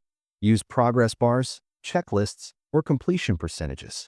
Visibility amplifies the psychological effect. When you can see that you are 70% complete, your brain registers proximity to the goal. The remaining 30% feels achievable. The momentum pulls you forward. Third, start every work session in the middle of something. This seems counterintuitive. Most people want to finish cleanly and start fresh next time. But starting fresh means starting from zero momentum. Instead, stop working in the middle of a paragraph, in the middle of a problem, in the middle of a task. When you return, you have something to complete. Completion momentum activates immediately. Starting becomes easier because you are not really starting. You are finishing. Ernest Hemingway famously used this technique. He would stop writing each day in the middle of a sentence, not at the end of a chapter, not at a natural stopping point. In the middle, when he sat down the next day, he knew exactly what to write next. The completion of that sentence pulled him into the flow of the work. He never faced a blank page. Fourth, front-load the hardest parts. Your momentum builds as you progress. If you save the hardest elements for the end, you approach them with maximum fatigue and minimum momentum. If you tackle the hardest elements first, you approach the finish line with easier tasks. The momentum accelerates rather than stalls. Let me show you how average performers and elite performers differ in their use of these principles. Average performers make fresh decisions constantly. Every day, they decide what to work on, when to start, what to eat, what to wear. By afternoon, they are cognitively exhausted and their important work suffers. They also stop work at natural endpoints, leaving themselves to start from zero momentum the next day. They wonder why beginning feels so hard. Elite performers eliminate decisions ruthlessly. Their days run on pre-made choices and defaults. Their cognitive resources are reserved for high-value thinking. They also stop work strategically, leaving something unfinished to pull them forward tomorrow. Starting feels easy because completion momentum activates the moment they sit down. These differences are not about talent or discipline. They are about system design. You can implement both principles starting today. Here is a combined protocol that integrates decision elimination and completion momentum into your daily workflow. The night before, make 3 pre-decisions. What is the first task you will work on tomorrow? What will you eat for breakfast? What time will you begin focused work? Write these down. The decisions are now made. Tomorrow requires only execution. When you sit down to work, start with something already in progress. If nothing is in progress, spend the first 2 minutes creating something unfinished. Write the first sentence. Outline the first section. Begin the first problem. Now you have completion momentum available. As you work, keep progress visible. Use a simple checklist or progress marker. Each item completed generates a small psychological reward and builds momentum toward the larger goal. When you stop for the day, stop in the middle. Leave a sentence unfinished. Leave a step incomplete. Leave something easy waiting for you tomorrow. This is not procrastination. This is momentum engineering. Each evening, repeat the 3 pre-decisions for the next day. The cycle continues. Decisions are eliminated. Momentum is preserved. Cognitive resources flow to the work that matters. These 2 techniques complete your behavioral system. You now have 8 interconnected methods for doing hard things without relying on motivation or willpower. The 2-minute entry defeats resistance by shrinking the commitment. Implementation intentions automate the trigger that launches action. Friction engineering shapes your environment to support good behaviors. Dopamine alignment makes effort feel rewarding. Identity-proof stacking builds evidence that you are becoming who you want to be. The Calm-Body protocol regulates your nervous system so your brain can function. Decision elimination preserves cognitive resources for important work. Completion momentum harnesses the psychological pull of approaching finish lines. Together, these 8 techniques form a complete system. Each addresses a different obstacle. Each reinforces the others. When you install all of them, action becomes the path of least resistance. Hard things become manageable things, and consistency becomes your natural state. In the final chapter, you will receive a 7-day installation plan. Day by day, technique by technique, you will implement this entire system. Not in theory, in practice. By the end of the week, you will have a new operating system for productivity. Not one that requires constant effort. One that runs automatically, supporting you without depleting you. You have learned the science. You have learned the techniques. Now it is time to install them. Let us build your system. Chapter 10. Your 7-day installation plan.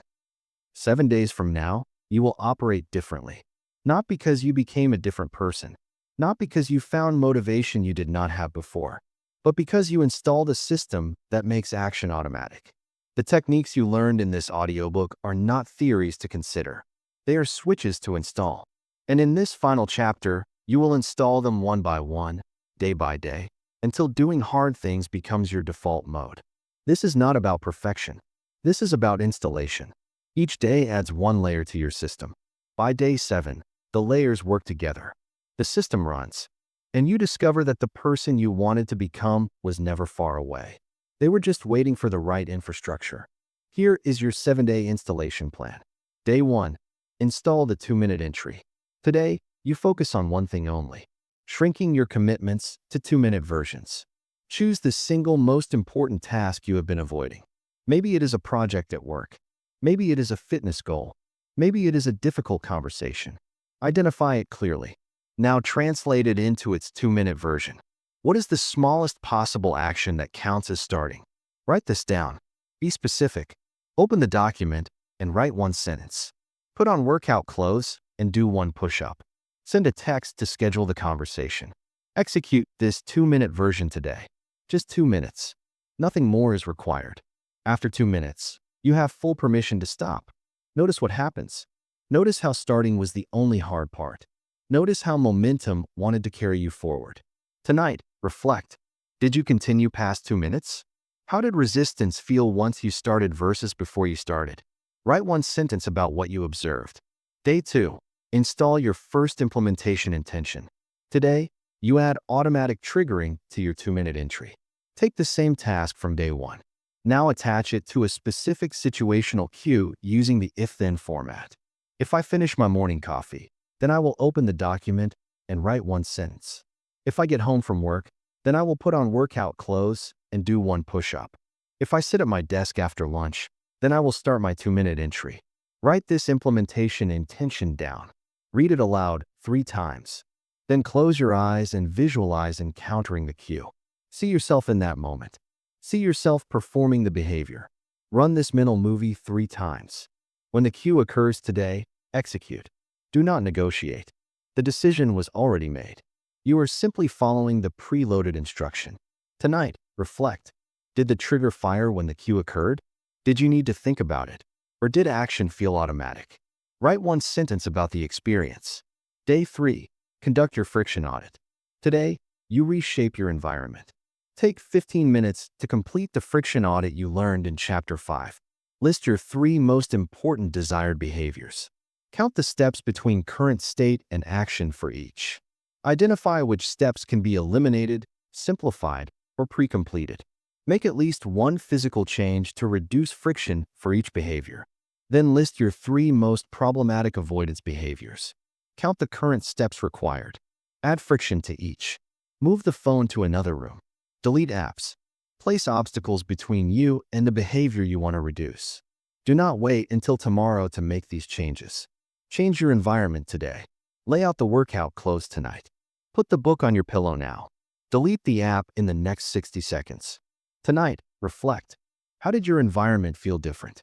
Which friction changes had the most impact? Write one sentence about your observations. Day 4.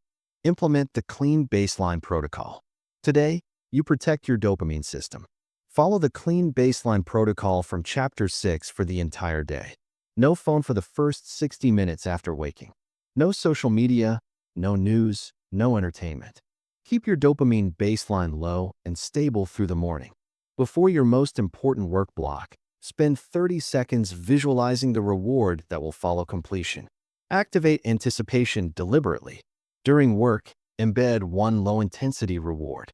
Music, a favorite beverage, a comfortable environment. Associate the reward with the effort.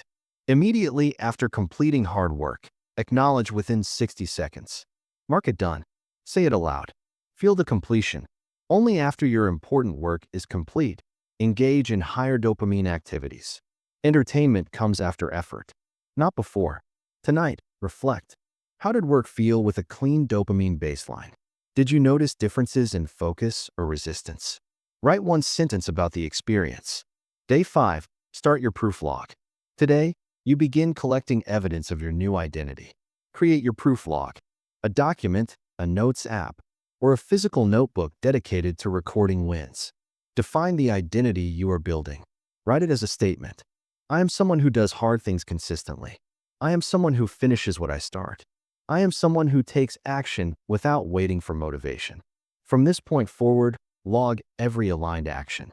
Date, action, brief note. Log it within 60 seconds of completion. Do not wait until evening. Capture the evidence while it is fresh. Today, aim for at least 3 entries. They can be small. A completed 2-minute entry. A trigger that fired successfully. A friction-reduced behavior you executed. Every action is a vote. Every log entry is evidence. Tonight, review your entries. Read each one. Remember the moment. Feel the pattern beginning to form. This is you becoming who you want to be. Day 6. Practice the calm body protocol. Today, you regulate your nervous system deliberately. Practice the physiological sigh at 3 specific moments. First, immediately upon waking. Before you get out of bed, perform 3 physiological sighs. 2 inhales through the nose, 1 long exhale through the mouth. Feel your body shift from sleep activation to calm alertness. Second, before starting your most important work block. 60 seconds of regulation before you begin. 3 physiological sighs. Let your prefrontal cortex come fully online. Third, whenever you notice stress building during the day, tension in your shoulders, shallow breathing, racing thoughts, pause. 2 physiological sighs. Recalibrate. Then continue. If you have access to cold water, try the physiological reset once today. 30 seconds of cold water on your face. Notice the immediate shift in state. Tonight, reflect. How did pre-regulation affect your work quality? How quickly could you shift your state with breathing? Write one sentence about what you learned. Day 7. Eliminate decisions and engineer momentum. Today, you complete the system. Implement decision elimination and completion momentum together. Tonight, before bed, make 3 pre-decisions for tomorrow. What is the first task you will work on? What will you eat for breakfast? What time will you begin focused work? Write these down. The decisions are made. During today's work, stop in the middle of something. Do not finish cleanly. Leave a sentence incomplete. Leave a step undone. This is not procrastination. This is momentum engineering for tomorrow. Create visible progress markers for your most important project. A checklist. A percentage complete. Something you can see that shows movement toward the finish line. When tomorrow arrives, you will start with decisions already made. You will have completion momentum from the unfinished task. You will see your progress visually. Starting will feel like continuing. Hard will feel manageable. Tonight, reflect on the entire week. How many techniques did you successfully install? Which ones felt most impactful? What surprised you about the process? After 7 days, by the end of this week, you will have installed all 8 techniques. Not perfectly. Installation is not about perfection. It is about activation. Each technique is now live in your life, ready to be refined and strengthened through repetition. Here's what to do next. For the following 3 weeks, maintain all 8 installations. Keep using the 2-minute entry. Keep triggering with implementation intentions. Keep your environment friction optimized. Keep protecting your dopamine baseline. Keep logging proof. Keep regulating your nervous system. Keep eliminating decisions. Keep engineering momentum. Some days will be better than others. Some techniques will feel more natural than others. This is normal. The system strengthens through use. Each repetition deepens the neural pathways. Each successful day adds evidence to your proof log. The identity solidifies. After 30 days, the system will feel less like a set of techniques and more like the way you operate. You will not think about shrinking commitments. You will do it automatically. You will not remind yourself to regulate before hard work. Your body will seek the breath naturally. You will not debate whether to check your phone. The friction you installed will make the decision for you. This is sustainable behavior change, not forced through willpower, engineered through systems, not dependent on motivation, built on automation and environment and identity. Let me remind you of the core truth that underlies everything you have learned. Resistance is a system problem, not a character flaw. The reason you struggled before was not because something was wrong with you. It was because something was wrong with your system. You were fighting your brain instead of working with it. You were relying on willpower instead of engineering. You were waiting for motivation instead of creating conditions where motivation was unnecessary. Now you have a different system. A system that makes starting automatic. A system that makes environments supportive. A system that makes rewards immediate. A system that makes identity visible. A system that makes your body calm and your mind focused. You did not need to become a different person. You needed to install different switches. Those switches are now installed. The system is now running. And the hard things that once felt impossible will begin to feel inevitable.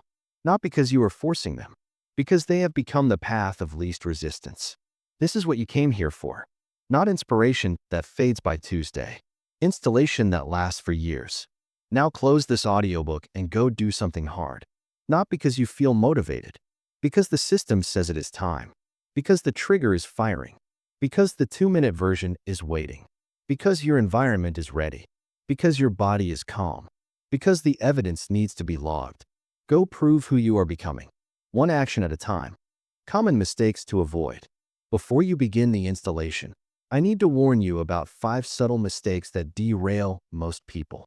They feel like progress, but they quietly weaken the system. Learn them now, and you'll save yourself weeks of frustration. Mistake 1. Installing everything at once. After a strong audiobook, you feel ready to change your entire life on day 1. You try to install all 8 techniques at once. Multiple implementation intentions, a full friction audit, a proof log, and a rebuilt routine. By day 3, you're overwhelmed. By day 5, you quit. The system meant to reduce cognitive load becomes another source of load, and you decide it doesn't work. It works when installed sequentially. The 7-day plan exists for a reason. 1 technique per day, 1 layer at a time. 1 trigger that fires reliably beats 10 you can't remember. If you're rushing, stop and return to day 1. Patience in installation creates permanence in execution. Mistake 2. Choosing the wrong first behavior. Most people start with their biggest, most emotionally charged goal, the one packed with shame and high stakes. That's a mistake. High stakes create high resistance, and an early failure can poison your confidence in the entire system.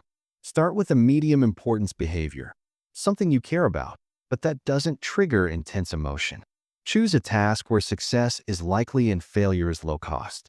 Your goal in week 1 is not to solve your biggest problem. Your goal is to prove the system works. Mistake 3. Expecting perfection. You will miss triggers. You will forget to log proof. You will slip. That's normal. The mistake is treating imperfect execution as system failure. 1 miss does not invalidate the method. It simply reveals where to adjust.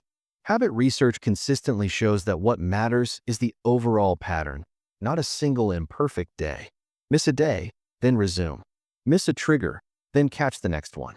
Remember, 70% execution of this system will outperform 100% execution of no system.